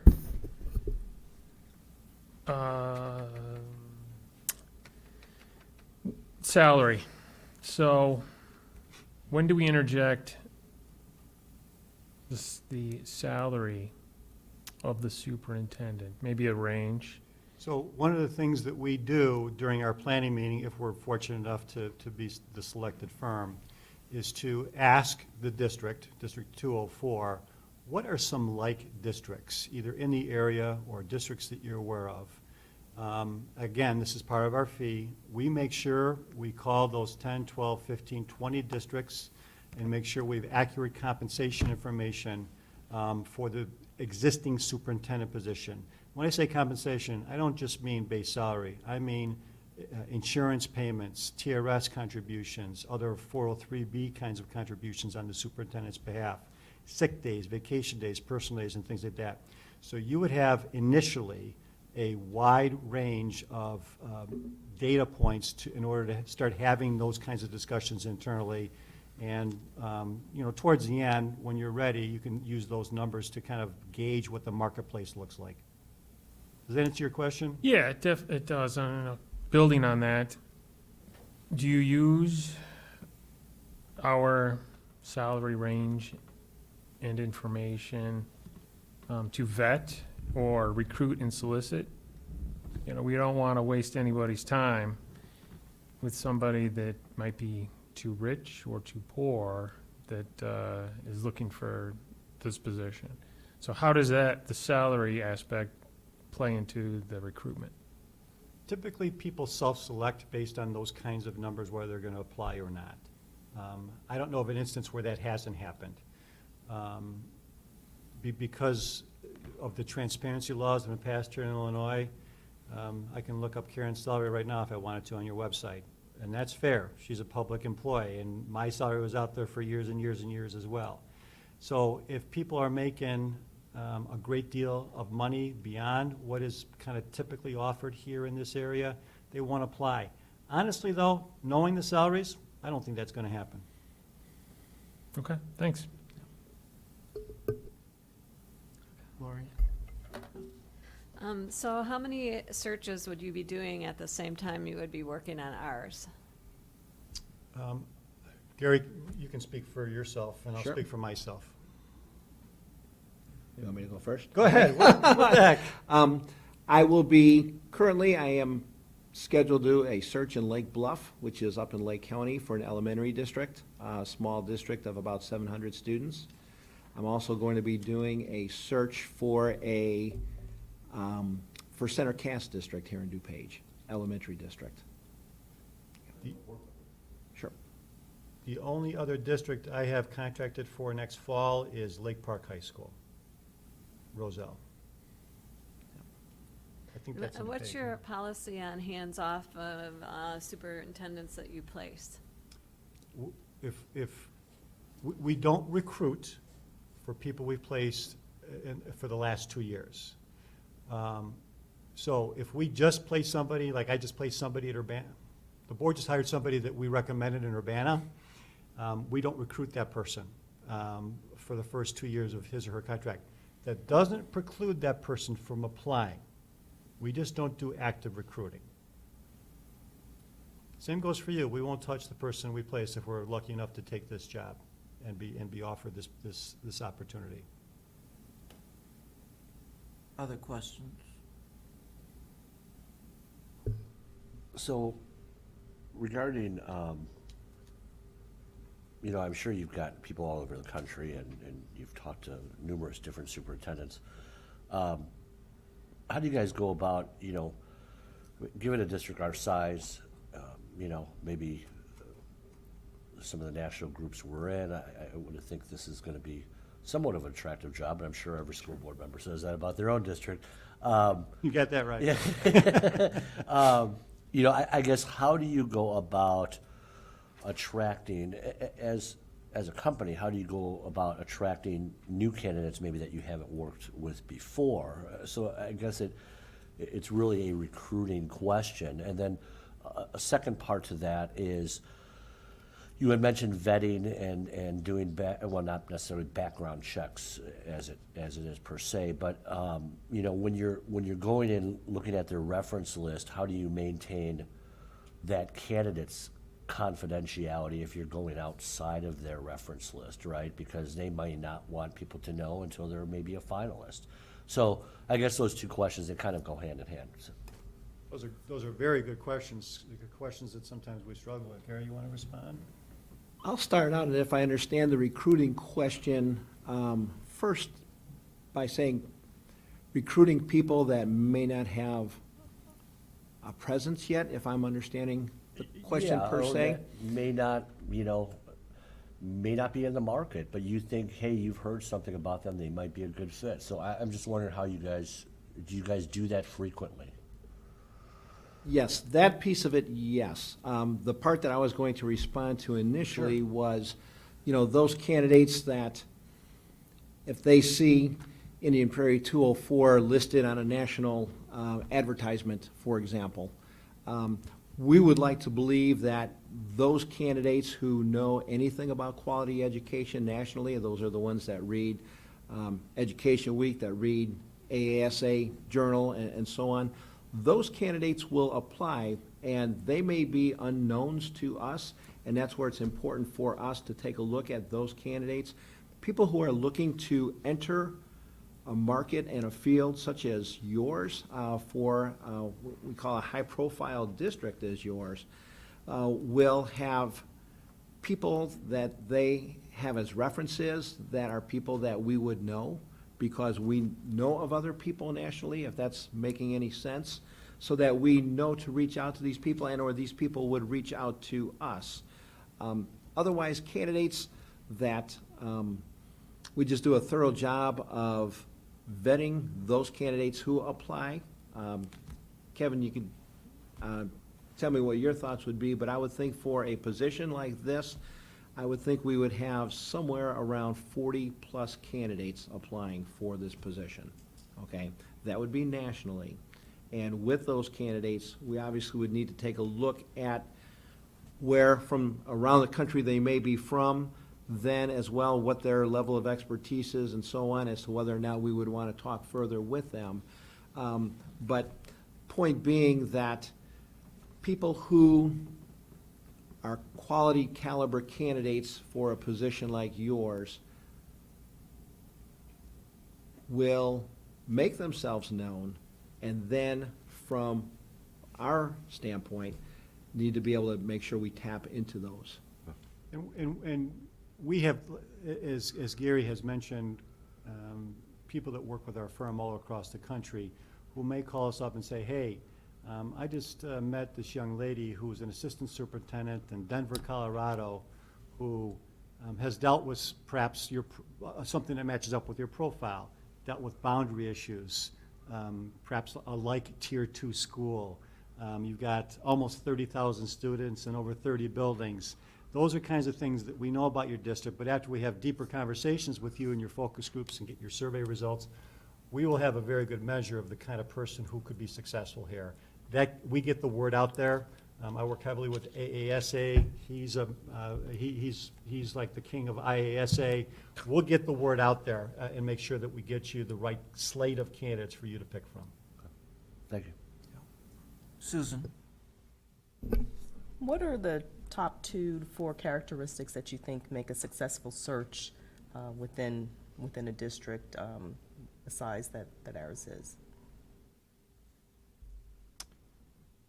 Number one, profound and broad stakeholder input through the various methods we've described to ensure an accurate representation of the profile of the person you're looking for. That's number one. No one does that process better than School Exec Connect. It has served us well. Number two, the vetting and interview process that we have embedded in our process is, again, second to none. We face-to-face maybe 30 people to give you a semifinalist slate. When I say face-to-face, I don't mean video, I mean face-to-face. So we have people come in from out of state and so forth to make sure that if they're going to be considered as the next leader of 204, they're going to meet us here and speak with us face-to-face. Pick up body language, pick up tone of voice, pick up passion, pick up personality traits, in addition to the stuff that they've got on their paper, which will be great, no doubt. But those, I think, are the two key characteristics that set us separate from other firms. Our attention to those kinds of personal details. Gary? I think the engagement piece is an important piece. Piece we haven't spoken about specifically is the stakeholders committee near the end of the process, when the board has narrowed down the number of candidates to the final 2 or 3. We strongly encourage boards to work with us to develop a stakeholder committee. And this is usually a group of about 15 people. And I realize in a district this large that may need to be expanded somewhat. But again, that would be with us working in partnership with you to determine how best to do this. But you would have representation of teachers, administrators, parents, community members, and students on this stakeholder group. That we basically have protocols whereby they would sign a statement of confidentiality stating that when they meet and interview these candidates, that they will not share publicly who these candidates are. They are able to provide input that then goes back to the board so that you can hear from, on paper, the people who interviewed these 2 or 3 finalists to give you their input, so that when the board meets with these candidates the final time, you will not only have your 7 opinions and thoughts, but you will also have this stakeholder committee of potentially 15, maybe even as many as 20 in a district this large, of people who will not only have met the candidates and interviewed the candidates, but then would provide you feedback on those candidates in a confidential manner. Oftentimes people ask us, really, Gare, people are going to maintain this level of confidentiality by writing their name on a piece of paper? I'm looking at a couple of the attorneys here at the board level and wondering, where does this really stand in a court of law? We have had a tremendous amount of success and great feedback from our communities that we've worked with that have engaged in these stakeholder groups to take this feedback from people. People rise to that occasion where they are pleased to be a part of that process and take that very seriously. And that's something that we think also helps the board, makes them look good to their constituents to say, not only are we making this decision, we wanted this group to also interview them to provide us input. And just to And be it's only input, excuse me. Good. Yeah. Just to be clear, they won't rank order candidates or anything like that. They just respond without deliberation to the candidates before they leave. We collect the papers, we deliver that right to the Board of Education. There is no discussion. So you get 20 different feedback sheets, 7 copies of each, but 20 different feedback sheets for your consideration. But ultimately, these are your decisions to make. Is that just one meeting that you're talking about, one? One stakeholder meeting that Typically- they interview, it's like this huge group of people from all different areas. We'll talk about these kinds of things at the planning meeting if we're selected, but typically it would be a 3-day experience where candidate A would be on day 1, candidate B on day 2, candidate C on the last day, where they would come in early, meet with with that committee, and then have a little bit of a break and go to the bathroom or something, and then meet with the Board of Education for their final interview. And our final interview structure is a little bit different from most as well. Our final interview structure has them do a quick 10-minute presentation on a topic of their choice, so the board can see them in a semi-public presentation venue setting, which is critical to a superintendent's ability to do his or her job. And then the formal interview with the Board of Education would take place. The reason we would probably recommend that doing that over 3 days is that boards get what's called interview fatigue after a while, and it's better to have a little separation, a little reflective time before you come back and make that final deliberation and make that final decision. So, Did that answer your question? to regarding the clarify- stakeholders? Oh, I'm sorry, yes. I was going to ask Kathy if that answered your question regarding the stakeholders. Same group of people, 3 different days for 3 different candidates. That's what I was Yeah, understanding. okay, just wanted to make sure, thanks. They're talking about the end, not the community engagement at the Right, beginning. right. Okay. It's I at the get that. tail end, exactly right. Correct. Any other questions? One other question. Yes. Then. So you both are saying that we're probably going to be an attractive district and we'll have a lot of candidates Absolutely. come out too. So we want somebody who's eager to be here and not just going, oh, I want to, finish off my resume with a high-performing district. So how do you sell that? We don't want somebody to just come in and take what Karen has done and just keep going necessarily. We still want to keep moving forward. We feel that's the benefit that we have as having both served as superintendents and the 3 of us having served as superintendents. There are fires that you can see that are in people who are looking to expand their career, to broaden their horizons beyond where they currently are. There are also those who may talk a good game, but also recognize that they only want to work maybe 3 or 4 more years. And therein lies the challenge of what we consider to be part of our expertise, is looking at these people and seeing where they are in their career.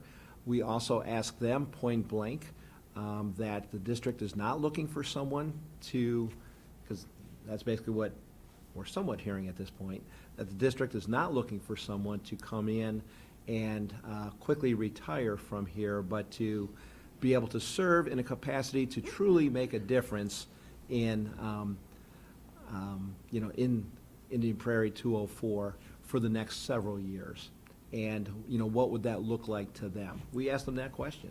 And, we actually hold them to that and say, well, you told us that you're looking to work another, 6 to 8 years. Don't tell us that if that's not what you mean, because these are high stakes. And just, if we are chosen, you should know that both Gary and I have received calls from people who might be interested in this job after they heard that we were going to be presenting tonight. So this is going to be one of those jobs that you're going to get some great candidates to choose from. Okay. Yes. A few more minutes. Okay. You had mentioned that you wait 2 years before you reach a superintendent that you've already placed. Have you previously done that, where you have made a call to a previously placed superintendent and told them about a different job? I never have. No, and I can say with confidence, I haven't reached a single candidate that I have placed. For me, ever. I just don't think it's right. Our firm has the policy that we don't reach out to them in their first contract. That's on paper. We also have to live with ourselves as well, and we are very comfortable and confident. Again, if you take a look at our track records of people that we've placed over the past several years, I can only think of one who, in the last 8 years, not that I was even involved in initially, but that changed positions after their 7th year in a district. We would encourage you to check our references. We would encourage that. We did. Good. Good. And you're one of the attorneys? No. Oh, okay. I just want to make sure, okay. But I am a sales manager. The only person I'm more afraid of is the principal, so. Right. What makes a search difficult? What are pitfalls that school districts should avoid during a search? What makes your job, what can a board do to make your job difficult? We don't want to do that. Honestly, when boards veer too much, let me rephrase that. We frame our process to meet your needs, to make sure that you're happy with the process moving forward. Having said that, when boards veer too much from our recommendations, it erodes the process, and we feel erodes the outcome. We would hope that you hire us for our expertise and our experience. Having said that, we will customize anything you want customized. But when boards start to veer, like I said, too much away from the dotted line that we'll talk about during the planning meeting if we're hired, that's, I think, what gets boards into trouble a little bit. If I can just share the whole confidentiality piece, I think the very important aspect that needs to be considered in a district of this size, and you can imagine how difficult it is when you've got, thousands of people in your community who know thousands of other people in other communities, and once word gets out regarding candidates, that's a sure tell sign of losing quality candidates, only because the best candidates more than likely already have very good jobs, and they're going to shy away from positions where their names may get mentioned or alluded to prematurely. And we work with the board very closely. We work with the focus groups that we talk with and so on. When we talk about the stakeholder groups and confidentiality, confidentiality is so important that, again, we have to establish a trust, a true partnership in knowing that we're doing our background checking of these candidates, not that you're doing your own background checking on candidates.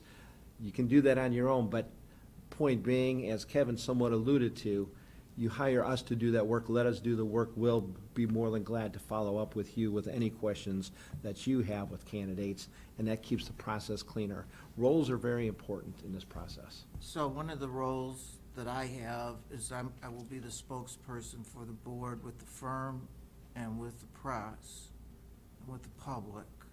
So who is my contact person with School Exec Connect? Who's the person that I would be the lead on this search. Now, Gary and I are both very experienced, but I would be the lead on this search. Any other questions? Do you have any closing statements or comments? Would you, can I ask one quick question? Sure. What is your timeline for making a decision? We hope the contract will be voted on at the June 10th meeting. Okay. And how do you explain Justin looking at his watch? Okay. Gary might have a comment or a closing statement. Mine is, we take this very seriously. We take it very personally. We'd love to work with your board, with your community, and especially your students to find you the next great leader. And congratulations, Karen, on your retirement. So thank you. Yeah, and I would say the same thing. You've got a history here. I go back, at least as far as working with Howie Kraus at that time, and then seeing the succession afterwards up until Karen at this point. And you've had great leadership over your last couple of decades that I can recall. And we would truly believe it to be an honor to be able to work with you, and also a privilege in a way of being help you to find your next leader as well. So. We appreciate your time. Thank you so much. Thank you so much.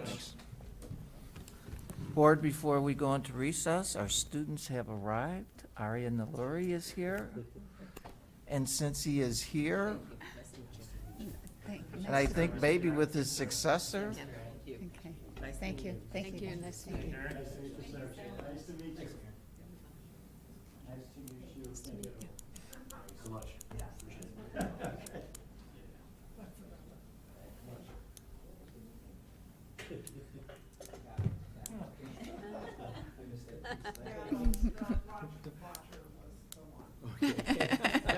Arya, we'd be remiss not having our report. Come on up and give your report for the public. All right. Thanks for sticking around, guys. Yes. Appreciate it. Yeah. You know too much about search firms now? You know more than you know. Hi, my name is Arya Nalluri. I'm Shivansh Gupta, your Neuqua Valley School Board Representative for the 2019 to 2020 school year. And here is your Neuqua update. Great job to all the students who took the PACT or SAT in April. It was a long ordeal, but well worth the time. Thank you to all the faculty and staff that served as proctors. Congratulations to all the Wildcats who received a Neuqua Honors Award, highlighting their contributions to the school. Over 300 students were nominated by the staff for equity, service, spirit, and leadership. Thank you to Mike Rossi and Gillian Schneider for organizing and directing Monologue Show, an annual showcase of student voices and writing. Another thanks to Mary Van Milligan, Eric Bodwell, and Carrie Ori for organizing National Poetry Month. With poetry coffee houses, sidewalk chalk, poetry slams, and colorful decorations, it truly made an impact on the community. Our social worker team, alongside senior advisors, presented Confront the Elephant, a powerful presentation on the impact of substance abuse. It was an emotional, eye-opening event. Congratulations to Neuqua Valley Science Olympiad team for their 4th place finish at state. Congrats to Bria Whitaker for earning the AATF, Outstanding Senior in French Award. Congrats to Cecilia Chen and Ibrahim Islam for being 2 of 675 students globally to earn a perfect score on the AP Computer Science exam. German teacher Karen Calvert has been named the AATG Teacher of the Year. Great job. The PE department, in coordination with the Mental Health Awareness Club, You Matter, sponsors Serenity Week as a part of the Health Moves Mind initiative.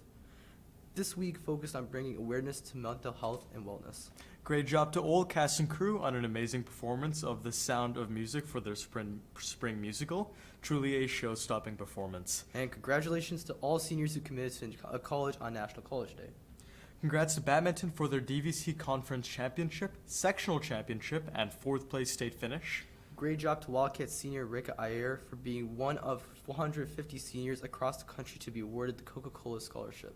Congrats to NV driver education teacher Chris Wingate for being named Teacher of the Year by the Illinois High School and College Driver Education Association. Neuqua Valley's math team made a strong showing at state with a 4th place finish, a state champion relay team, and an individual state champion, Chris Song.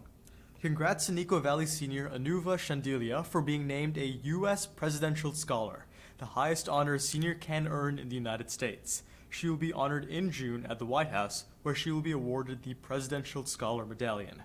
Great job to all the seniors recognized at the Seniors Honors Assembly. Thank you to the Art and Music Department for hosting the Fine Arts Festival, a huge full-day event celebrating art accomplishments.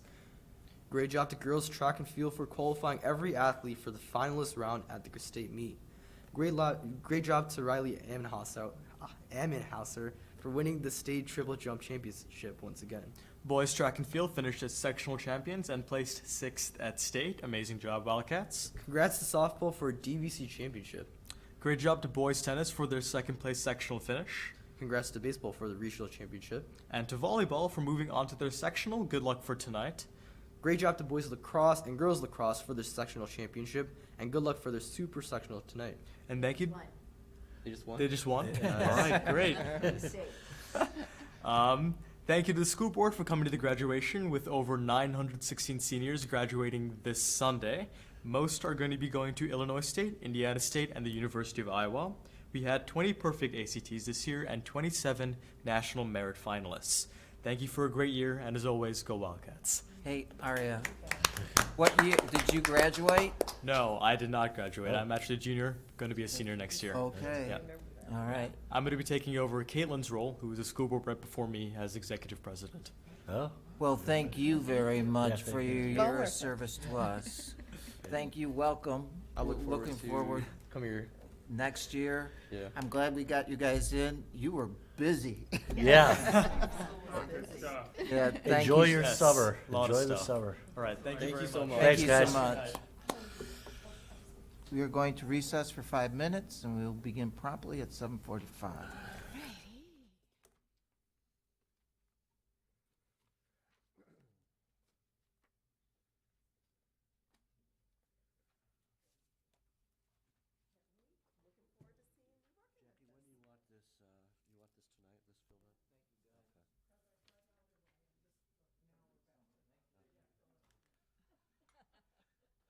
I'm just gonna put everybody.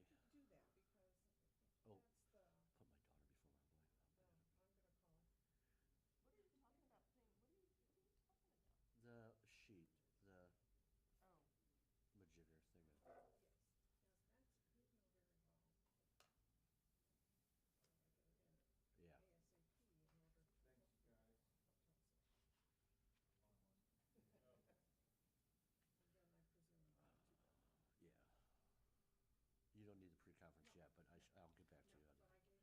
Yes, I did see Yeah, that. so now you have at least the description. Okay, thank you. Yes, and I'll touch base with you guys on that before. Yeah, because they have signature stuff they can do for you now before. My, Mike, you want me to get them? No, I'll get it. Oh,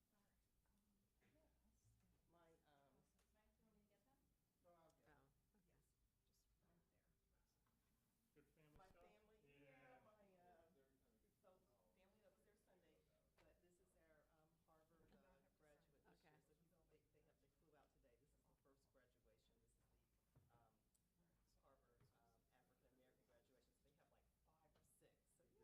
So yeah, so he's graduating today. That's awesome. He was in our, he was Okay, on I'll stage, look. he wasn't one of No, ours. forget it then. I know. This is one of my family That's members. awesome. He's graduating from Harvard. This is their first graduation ceremony today.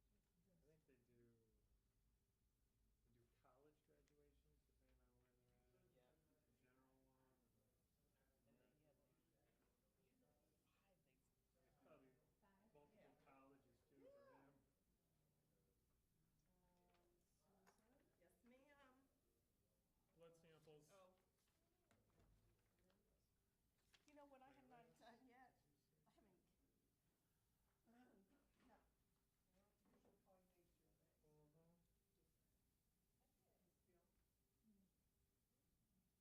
Mhm.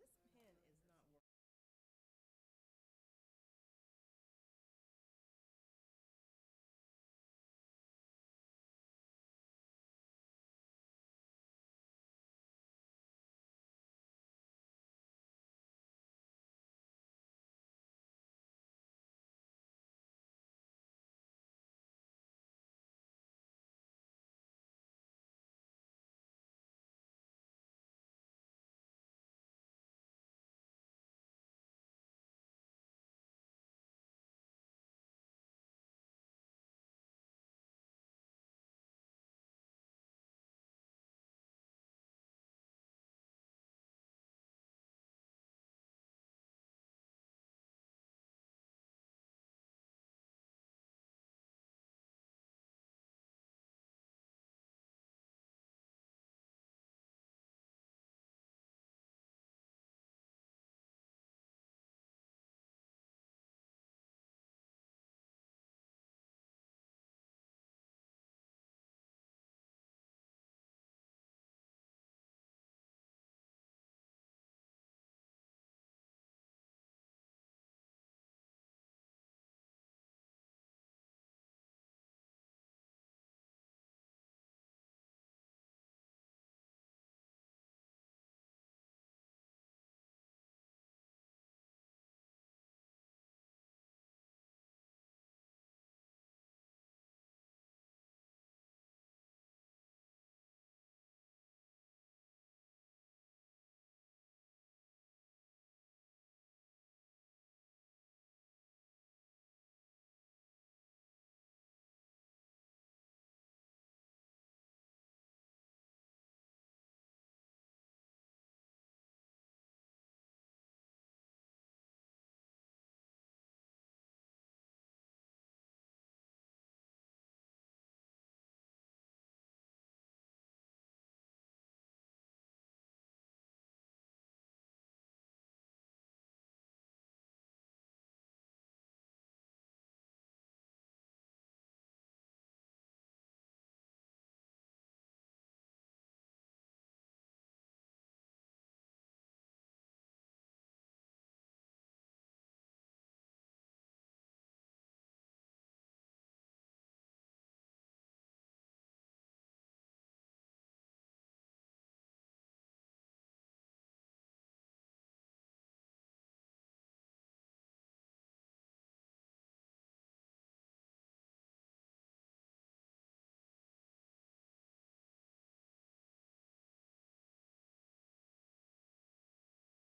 working.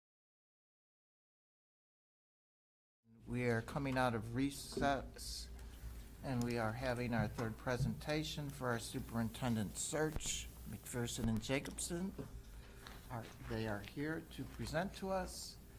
Gentlemen, welcome. Thank you. Thank you.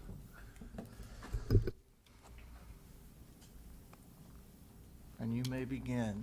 Thank you very much. Thank you for the invitation to be here. We appreciate that. I feel like I know you well. You have a wonderful website. It gives a good overview of who you are. I'd like to introduce ourselves, and then I'm going to tell you about our protocol, and I think I answer all your questions during that, but if not, we'll go back and cover them. I'd like John to introduce himself. Hi, my name's John Clausen. I'm a retired superintendent. I was from Illinois. I've been superintendent for 19 years, principal before that, and an inner city teacher in Peoria before that. Retired and worked for Western Illinois University. I taught ed admin courses for 7 years. Retired from there, then I went to work for the state. I was a director of technology for 133 schools in Western Illinois. Then I kind of retired from that. Now I'm an adjunct professor in ed leadership at Bradley University. Glad to be here. Can you move the microphone? Yeah, move the mic closer. I'm sorry. Got that. Gotcha. I lost my teacher voice a long time ago. You don't need that. That's why the mic. My name's Tom Jacobson. I'm the co-founder and owner of McPherson and Jacobson. In addition to that, I spent 16 years as a school superintendent in Colorado and Minnesota.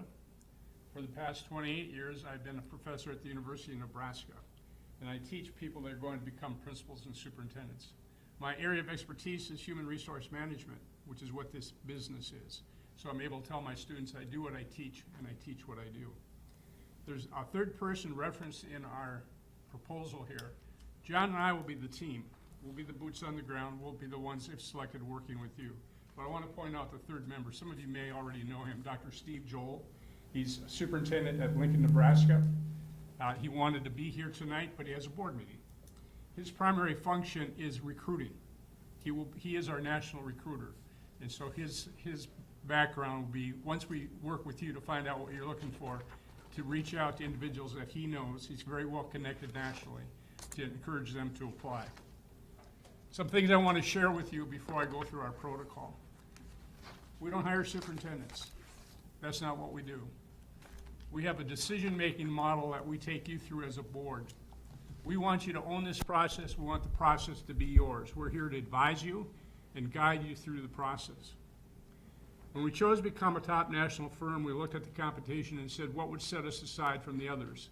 We've hung our hat on transparency. We've developed a very transparent process while keeping you in control of the process, and I'll explain how we do that as I go through. But we believe the public business should be done in public, and that there should be meaningful input into your decision as we do that. We are recruiters of talent. Not only is Dr. Steve Joel our national recruiter, all of our consultants, when we surface what the traits you're looking for, and your superintendent will receive an email saying, this is what the district's looking for, here's what Indian Hills is looking for. Who do you know that has that skill set? Get those names to us so we can reach out to them. It's an open process, anybody can apply, but some of our best candidates aren't looking for work. They're happy where they are. And we do track their careers, and if we find something that we think would be a good fit, a good match for you, we'll actively go after them and convince them why this is such a good opportunity for them to apply to. You'll see in our literature, it's about the kids. Everybody that works for McPherson and Jacobson has or is involved in public education. We all have a commitment to public education and its success. Something else I want to point out before I get into our protocols, our retention rate. According to the National School Board Association and the Council of Greater City Schools, average tenure superintendents across the nation is between 3.2 and 4.2 years. For the past 5 years, over 75% of our placements are still in the job for which we placed them. The past 10 years, over 50% are still in the job for which we placed them. And for the past 15 years, almost 50% are still in the job for which we placed them. And at the end, I'll tell you why I think we have that success in the placement to do that. The fee for our search is $28,900 with expenses capped to not exceed $39,900. That includes everything from advertising to the other things that we need to conduct the search. If you'll turn to page 18, I'll quickly go through our protocol. We divide it into 5 phases. In phase one, we work with you as a board using a research-based consensus decision-making process called nominal group technique, where we take you through and have you identify the top 4, 5, 6 skill sets you want your new superintendent to possess. That's important for us because that's going to drive the recruiting once we surface that with you. We're also going to be asking your community to do that for us also, and we'll take that along with what you've told us, and that will be our matrix as we're out screening and recruiting candidates. We'll start with you at the first meeting to set a schedule, to create a calendar. We backload that schedule. You've been given a gift of time here as you're out on the looking for your new superintendent. You're going to be out in front of many school districts, and so we will start with you as to the hire date and backload that calendar so it fits your calendar and you can make it. We'll ask you to identify the stakeholder groups you want us to meet with. There's some typical ones, internal stakeholders, which teachers, central office staff, principals, students, classified staff. But every community is unique, and we're going to ask you, in the community, who do you want us to meet with? Who do you want us to reach out to? A minimum, probably 1 or 2 open community meetings where people will come in and we will meet with them. At these meetings, John and I will be meeting with the group, and we want to meet with everybody that we can, and we'll create a schedule to try to be as accommodating as possible. If they can't be there, we have electronic survey for this also, if those can't be there, and we can do that in multiple languages. But we ask them 4 questions, and we write down everything we hear from each individual. The first 2 questions are, tell us the good things about this community and the good things about this school district. That's important to us because that's going to aid us in our recruiting as we talk to candidates. And we want to hear what your constituents talk about as they talk about what the good things here as a community and a school district. The third question is, if you could talk to this new superintendent as he or she came in, what would you want them to know? What are the issues here that you think are important for them to be successful? Every school district has issues. Might be increase in enrollment, declining enrollment, facility issues. We want to surface what your community and your stakeholders are seeing as issues, and we share those with the candidates as we visit with them. Then the last question we ask them is, based on that, what skill sets do you think the new superintendent should possess to be successful here? We take that along with what you told us, and that is our matrix as we're recruiting and screening candidates.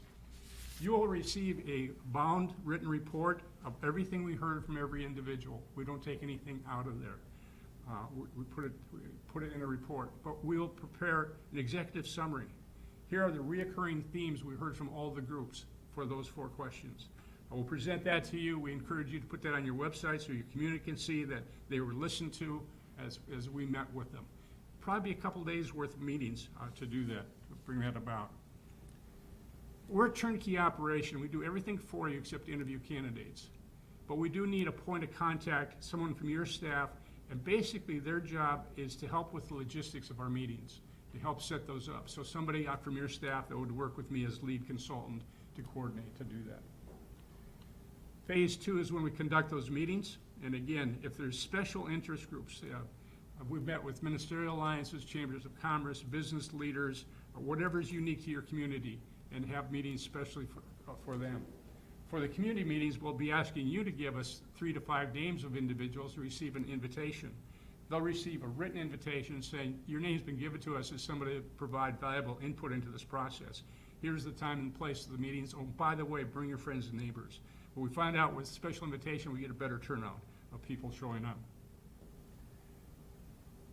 We'll help develop promotional literature for you to get the announcement of vacancy out. It goes on our website. Just about everything now is electronic to do that, but we'll get that placed.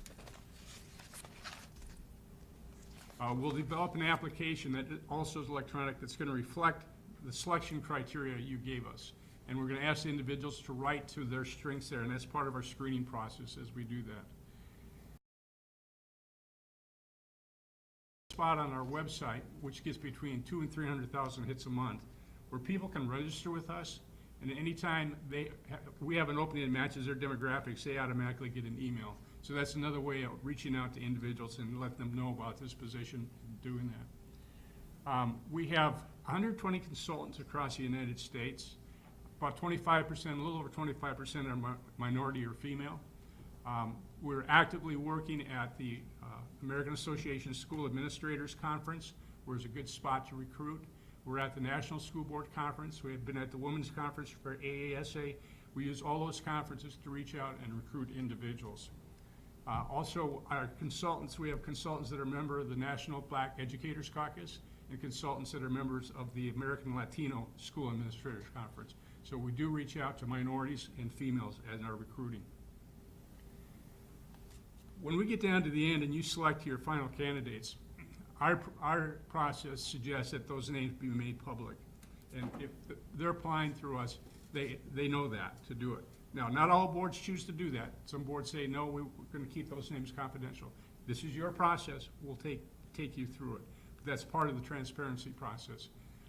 But those that do apply and are not selected as a finalist, those names remain confidential. We don't give those names out. And again, that'll be your choice when we get to that, if you want to make those names public. We keep all the applicants informed during the process. We have a home office of 4 individuals in Omaha that manage our searches, and they're primarily working with the applicants, keeping them informed of where they are in the process to do that. We communicate on a regular basis with all school board members. I, as lead consultant, will be sending emails and other reports to you so you know where we are in the process. Phase 3, this, I think we do better than anybody else, and that's our vetting process. We start off by reading every application that's completed and comparing them against the criteria that you've given us. And we begin a sorting process. We're talking amongst ourselves as who are we seeing here as viable candidates. We're visiting with those candidates at the time also. We then, as we winnow it down, begin our vetting. We do initial vetting, but now we're doing some deeper vetting of them. And here's what we do. We call in the 40 plus years I've been in HR, I've yet to find somebody who puts a reference down and doesn't like them. We know that. We start with them. We have our list of questions around what you're looking for. We have 2 questions at the end that we learned along the way. Second to last question, anything in this background, if it became public information, would be an embarrassment to this district. That's when we learned along the way. We say, any skeletons or anything you want to share with me. Really easy to say no to that. But when you phrase it in the way, anything in the background, if it became public information, occasionally there's a hesitation. And then we say, we're professional consultants. This is confidential information. What would you like to share with me? Just because we hear it from one person doesn't make it so. So our last question is, would you give us a name or 2 or 3 other individuals that could speak this person's ability?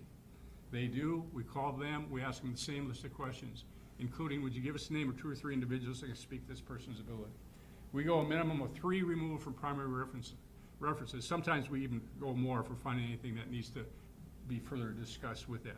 So when we come in and meet with you with what we call our short list, we know everything about them. There will be no surprises, that we have everything that we need to share with you, that you can select then who we wish to interview. We will, the short list, we also do a videotape. They're answering 3 questions on the videotape. We will prepare a comprehensive packet on each of them, including a summary of our notes of references that we found out about them.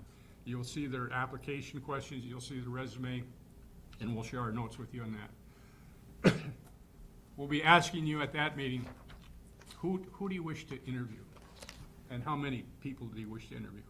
That you're making that decision as to who you wish to invite in to do that. We work with you on the interview process and the interview questions, so that they're your questions based on things that you're looking for. We coordinate the interview and the visitation for those coming in, typically a 2-person decision. So we recommend that the spouse or significant other also be invited in for the interview day. They'll get an expanded tour of your community while the candidates meeting with the stakeholder groups. In the beginning, we want to meet with everybody that we can in the stakeholder groups. And I said we do have those 4 questions on electronic survey. So our goal is there's nobody in your community say they did not have an opportunity to provide input into this process as we go about. Now we recommend during the interview that a select group, let me use teachers as an example, about 8 to 10 teachers that are representative of your teachers have an opportunity to meet the candidate, ask them questions, and more important, or as important, the candidate had an opportunity to ask questions of them. So each group, the students, teachers, principals, a community group, have an opportunity to meet them.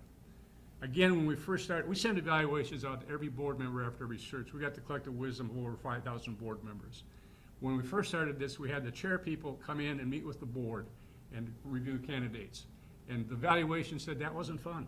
Our number one choice was the teacher's number 4 choice, or the teacher's number 1 choice was our number 4 choice. So we meet with our consultants on a regular basis. We review those evaluations. Said, this is important. How do we do this? So now what we have them do, and we work with the chair people of these groups and coordinate. They'll have an opportunity to meet the candidate, ask the candidate questions. Candidate has opportunity to ask them questions. As soon as they're done, they have a form to fill out. It says John Doe, Jane Doe. Here's what we liked about this one. Here's any concerns we had about them. They put that in an envelope, they seal it, they give it to that point of contact.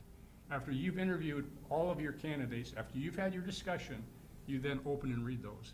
I was working with a board a couple of years ago where they interviewed 4, they were deadlocked on 2. After an hour and a half discussion, I said, let's open and read the input. And all the groups had one candidate above the other one, so meaningful input into that board's decision.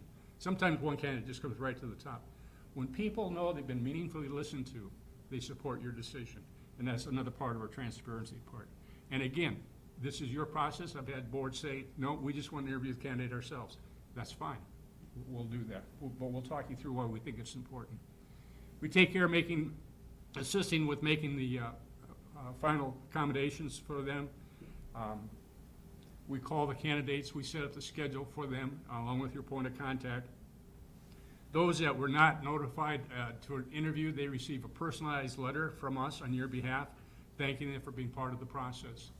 After you have interviewed and you have selected your superintendent, we personally call the others and thank them for being part of the process to do that. Your final candidate, we include a criminal, financial, and academic verification background check as they come forward. And then finally, our phase 5. It's our commitment to work with you and your new superintendent for 1 year. We come back after they're on the job, take you through a process where you're going to identify performance objectives for the first year.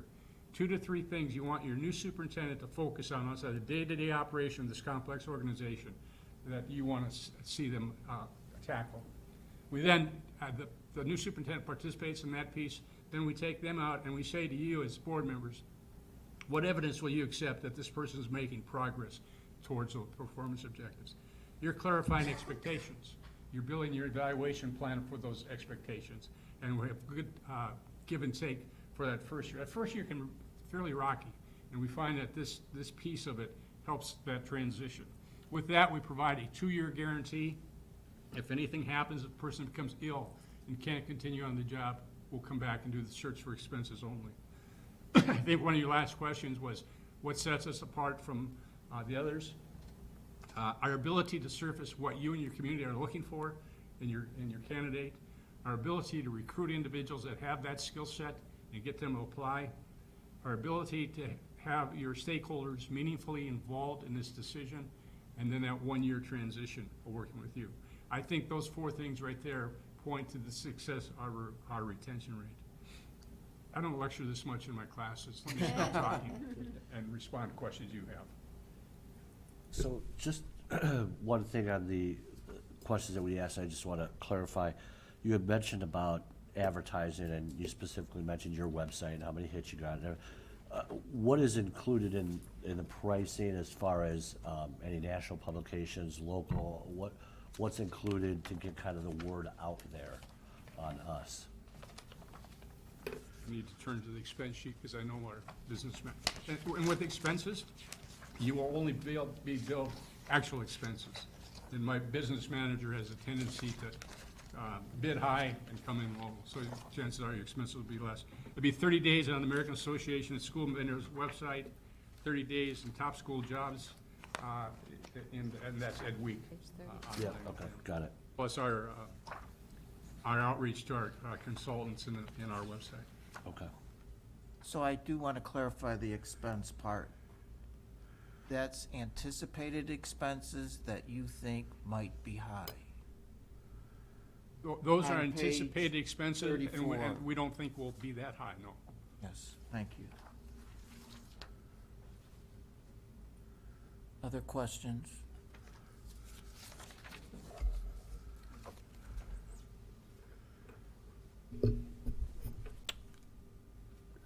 When do you inject salary discussion?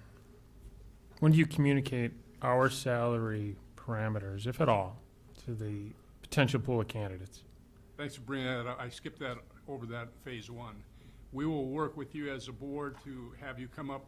Our preference is a range to offer to them, or a not less than amount. I find a range leaves you in more control to negotiate that. We will gather information from your state. We'll gather information from like-sized school districts that have recently hired. We'll get that information to you in our salary discussions so that you can give us some guidance. As soon as you've done that, we start sharing that information with candidates. If possible, we put it on the posting. Sure. So not less than our range. Perfect, thanks. I want to also, I did skip over, on page 69 and 70, that's the last 5 years of our minority and female placements. I think that was something you asked for. So, the physical location of the associates that would work with us, for me, is, explain how that would work, like, versus someone that was local, especially one of, that Dr. Joel has a school district of 38,000 that he's superintendent over. How do they have time to work with us? It's in his contract. And his board is very supportive of him doing that. He's a member of a number of national organizations, and so he has a great ability to identify individuals that are successful. Okay, but what about the two of you kind of also being not completely local? So is that problematic for working with a school district on a search? I work across the United States. I just finished one in Oregon and one in California. I only work one search at a time. And that's what our consultants do, one search at a time. Now, sometimes there's an overlap, one starting, one ending. In this case, I'm done for the year with my searches, so I'd be available 100%. I teach at the university. When I say I don't lecture that much, to tell you the truth, I don't lecture at all anymore. We're all online.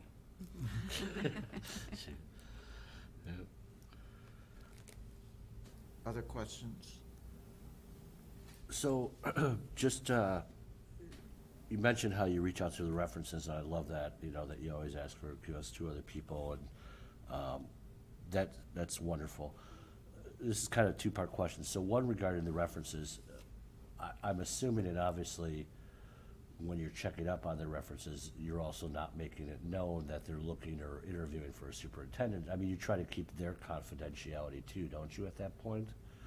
And especially for our recruits. Yeah. We do. Okay, okay. Yeah. Now, if they just blanket apply to our website, we have a website that we will be calling references, so that if they have want us to do it a little differently, they can contact us to do that.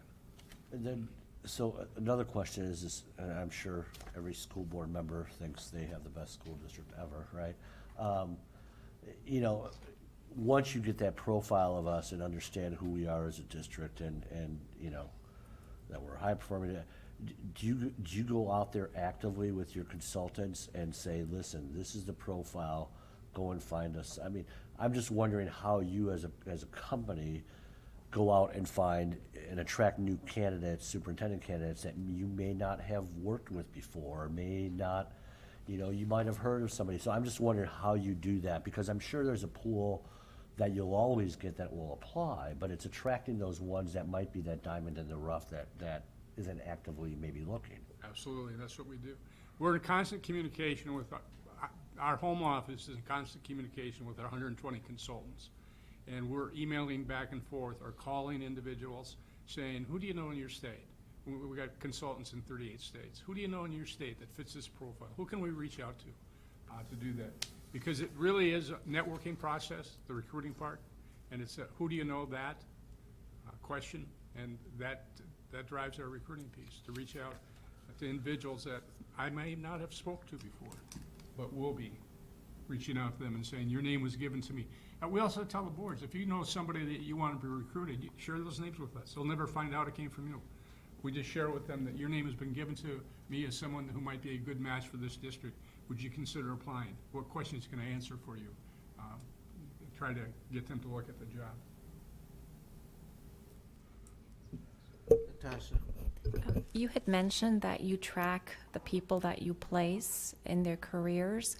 So do you have a policy where you don't talk to a superintendent for a number of years after placing them for another job?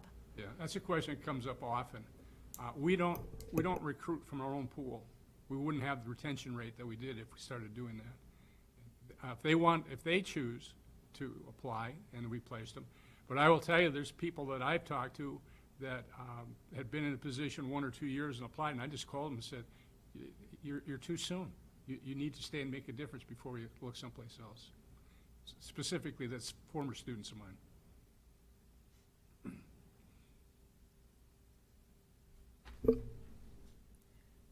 Can you share some of the characteristics that you feel are the strongest or most important as you're conducting a search that we need to keep in mind as we are working on the search and working with you and you working with us?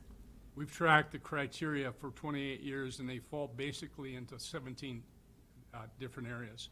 But we've had discussions amongst ourselves as to what's the difference between a highly successful superintendent and a successful superintendent. And it comes down to interpersonal relationship skills. How well they identify with your community, how well they work with you as a board, how well they get along with teachers. I mean, if I was picking a criteria, that's what I would put number one. And I thank you for that on the superintendent, and I know we'll be we'll be writing down the ones that she already so we'll be sharing that with you. But no, I'm sorry, I was asking regarding this overall search process more so than the specific characteristics about the superintendent. As the process is conducted, what makes a successful search process? In you working with us working with you, and involving the community. Yeah, and again, we've been doing this for 29 years, so we've got a protocol that works, and it's verified by our retention rate. I would say trust the consultants. We've been doing this. If we have difficulty with the search, it's because maybe a board member or two think they know more about it, and maybe they do. I'm not saying they don't, but you're hiring us to take you through the process. Allow us to do that. Does that answer your question? I have a question. So you guys aren't maybe as familiar with District 204 as a couple of the other search firms that we're looking at. What do you think how would you describe 204 to potential candidates with what you do know at this point? I'm going to let John respond to that question. He's closer to Well, you. Your test scores are good. Your retention rate for students and teachers and administrators is good. I was telling Tom, I said, the only thing that kind of surprised me was that your student attendance is 95%, your teacher attendance rate is 84%, which I'm not sure that I've seen that in a lot of different places.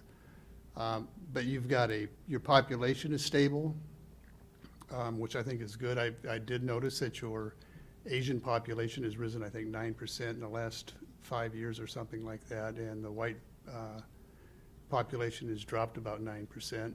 The other demographics have stayed the same. And you have a good reputation. I mean, I've been in Illinois in education since 1972. I know you don't believe that, but I don't look that old. But Indian Prairie has a good reputation, and currently, and I didn't mention this, but I am president of a group called Illinois Computing Educators. I don't know if you're familiar with that. And we're changing to IDEA here in a month. But so when it comes to technology and everything else that's going on, your name comes up. Although I'm not sure that, have you sent people to Tech 2000 in Springfield? Yes. Okay. I couldn't remember that because I know we don't always get a lot of people from this particular area. That's 2 years we've had kids there. Yeah, so. In consulting parlance, you're going to be an easy search. You're Yes. very attractive, got a great location, you're doing well. We did 2 Indian reservations in South Dakota a couple of years ago, and they had Indian preference for their superintendents. That was a tough search, but we found each of them, and they both lasted over 7 years. I have a question. We've been told because of the rules of Illinois pension that might be restrictive for out-of-state applicants. Can you comment on that? Every state has different issues that come up, and we will be explaining them to the out-of-state candidates, making sure they know that. One of our, I'll go back to another state. One of the questions that comes up in South Dakota is, do you think you can find somebody for the salary we're paying? We do. We do. What was your specific question about the pension, though? What,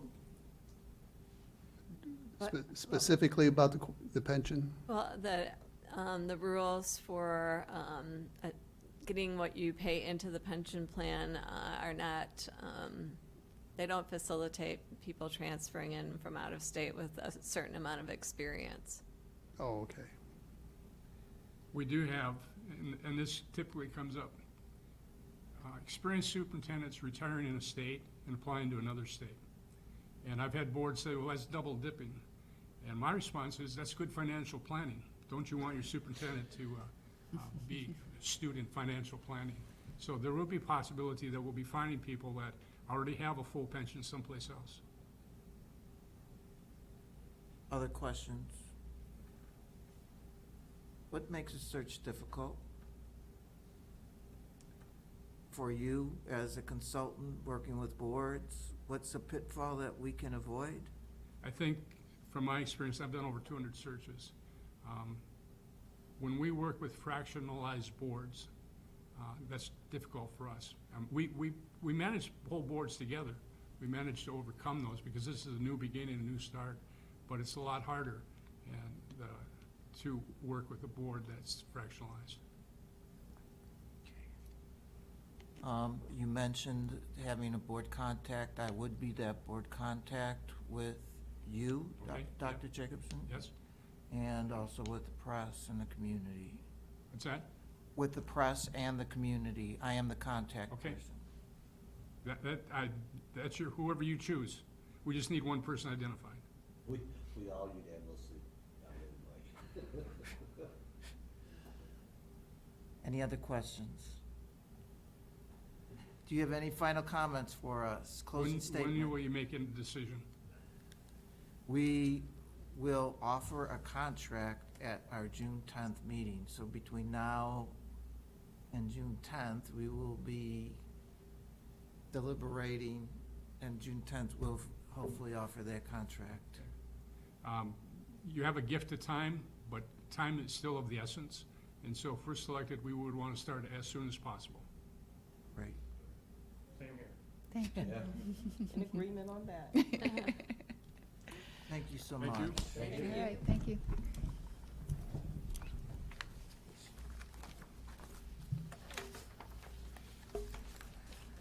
Thanks for making the trek, gentlemen. Thank you so much. Nice to meet you. Nice meeting you. Nice meeting Thank you. you. Thank you. Nice to meet you. Frederick's not as Thank bad. you very much. Nice to meet you. Right. Lucky. Nice chatting. Thank you. Thank you. Thank you very much. Oh. Thank you. Thank you for the opportunity.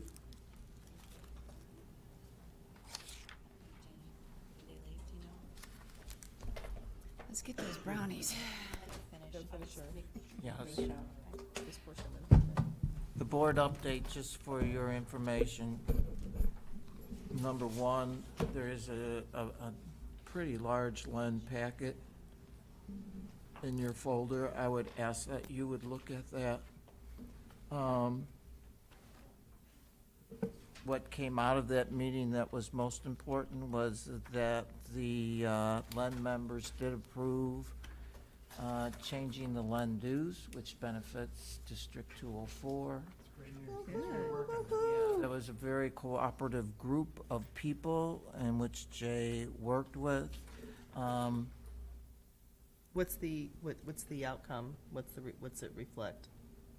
It's in the packet Okay, I that didn't know we what have you a knew it. reduced payment of dues for land. I And just it didn't know was if you knew how much based it on a was. process. Yeah, I do. That's okay, I'll find it. It's okay, it's right here somewhere. Based on, it's the actual, 14. Okay. Yes. Wonderful. that's because they Wonderful. primarily took into consideration EAV per student. So, we're tier 2, our Right. majority are tier 4 in DuPage. Yeah, so taking into tier 2 really made a difference for us. And I thought that was good and considerate and fair, and so did they. And that's what I most appreciated about the Lund group, that they understood the fairness of the due structure. So we'll be talking to IE. I was going to say, Nell, our next conversation. Yeah, good luck with it. Since you mentioned that, probably yes. We will be doing that. I want to have you look at this packet maybe a little bit more than usual. Hopefully, when is the legislature leaving us and coming out of session? 31st. They've been doing stuff all weekend. Yeah. We still need to be vigilant.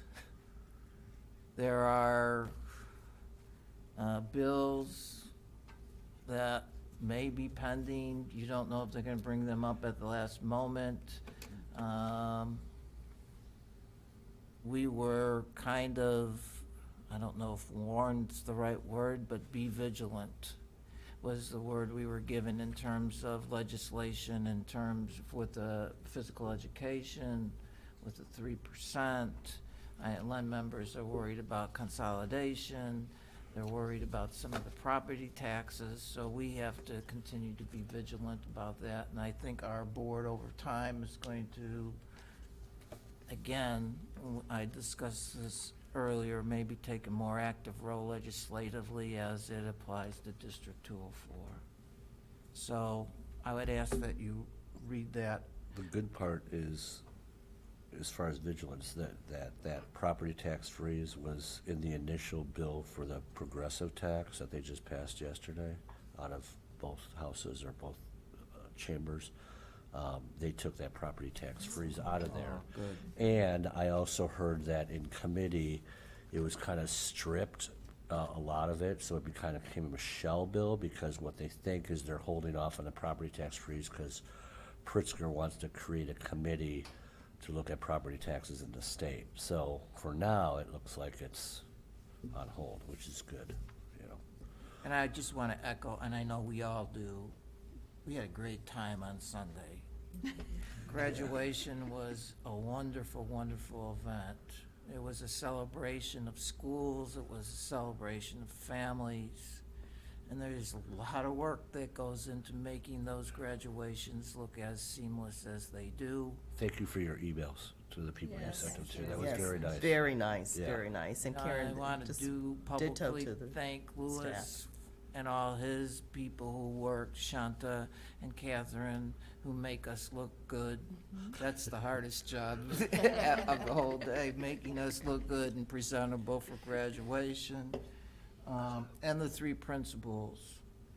And I did write a letter, and the letter said, I really appreciate our principals, because they build culture. And the board really does appreciate culture. And you saw the unique personalities of each school at each graduation.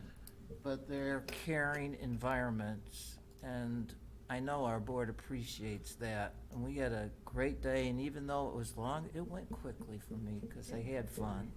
So thank you to everyone who made those graduations just special. And since this is a special night, I need a motion to go reset, to go. Did you talk about this since it was on the agenda? Well, it is on the agenda, I thought it was Well, off it. Well, it was too late to take it off. Okay, and so, I'm sorry, that's my mistake, I thought it was off. So we have a Board of Education discussion on proposal resolution belief statements. I think I talked to Mark, and at this time, Mark thinks that perhaps. Yeah, I mean, I wanted to do something regarding what we've been dealing with locally. But to Justin's point, and he has brought this up, I think, well, I know to me, probably to all of us, that, you know, we've got enough things locally going on that we don't need to look at the TIF thing right now. But as we learn a lot, potentially in the next year, I think that'll just give us more knowledge. And Yes, maybe I at that think time. so also. Thanks for your consideration with that. And I know Susan also is thinking about doing something with electronic learning. Susan? I had penned a position statement regarding virtual learning in light of being able to ensure that school districts could include virtual learning as part of their educational process, especially in light of some of the challenges we had this year throughout the state with weather. And Kathy was gracious enough to ask, to offer to take a look at it. She did, and then I shared it with Mike and Dr. Sullivan. And at this time, we have determined that it appears there's going to be legislation on the governor's desk related to virtual learning potentially being included as part of the educational process. So I shared with President Razek that I would pull that position statement for now, and hopefully that it is something that becomes part of the Illinois legislative process. Appreciate your passion, Susan. Thank you. We can still advocate it for, you know, when the bill gets proposed and they start, we can still kind of advocate for it, even if it's not an IASB. Okay. Good idea. Thank you. I appreciate it, because I had kind of indicated that to Mark and Karen, but I totally understand that we do have so much, so I appreciate that, Justin. So we'll see. Good work. Anybody else? I've got a resolution, no.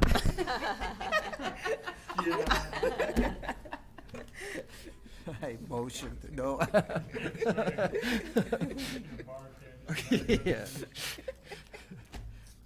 I do need a motion to go back into executive session, and I think we need to read that. I move that we go back into executive session for the appointment, employment, compensation, discipline, performance, or dismissal of specific employees of the public body or legal counsel for the public body, including hearing testimony on a complaint lodged against an employee of the public body or against legal counsel for the public body to determine its validity. Mr. Karubas, do I need to have a roll call?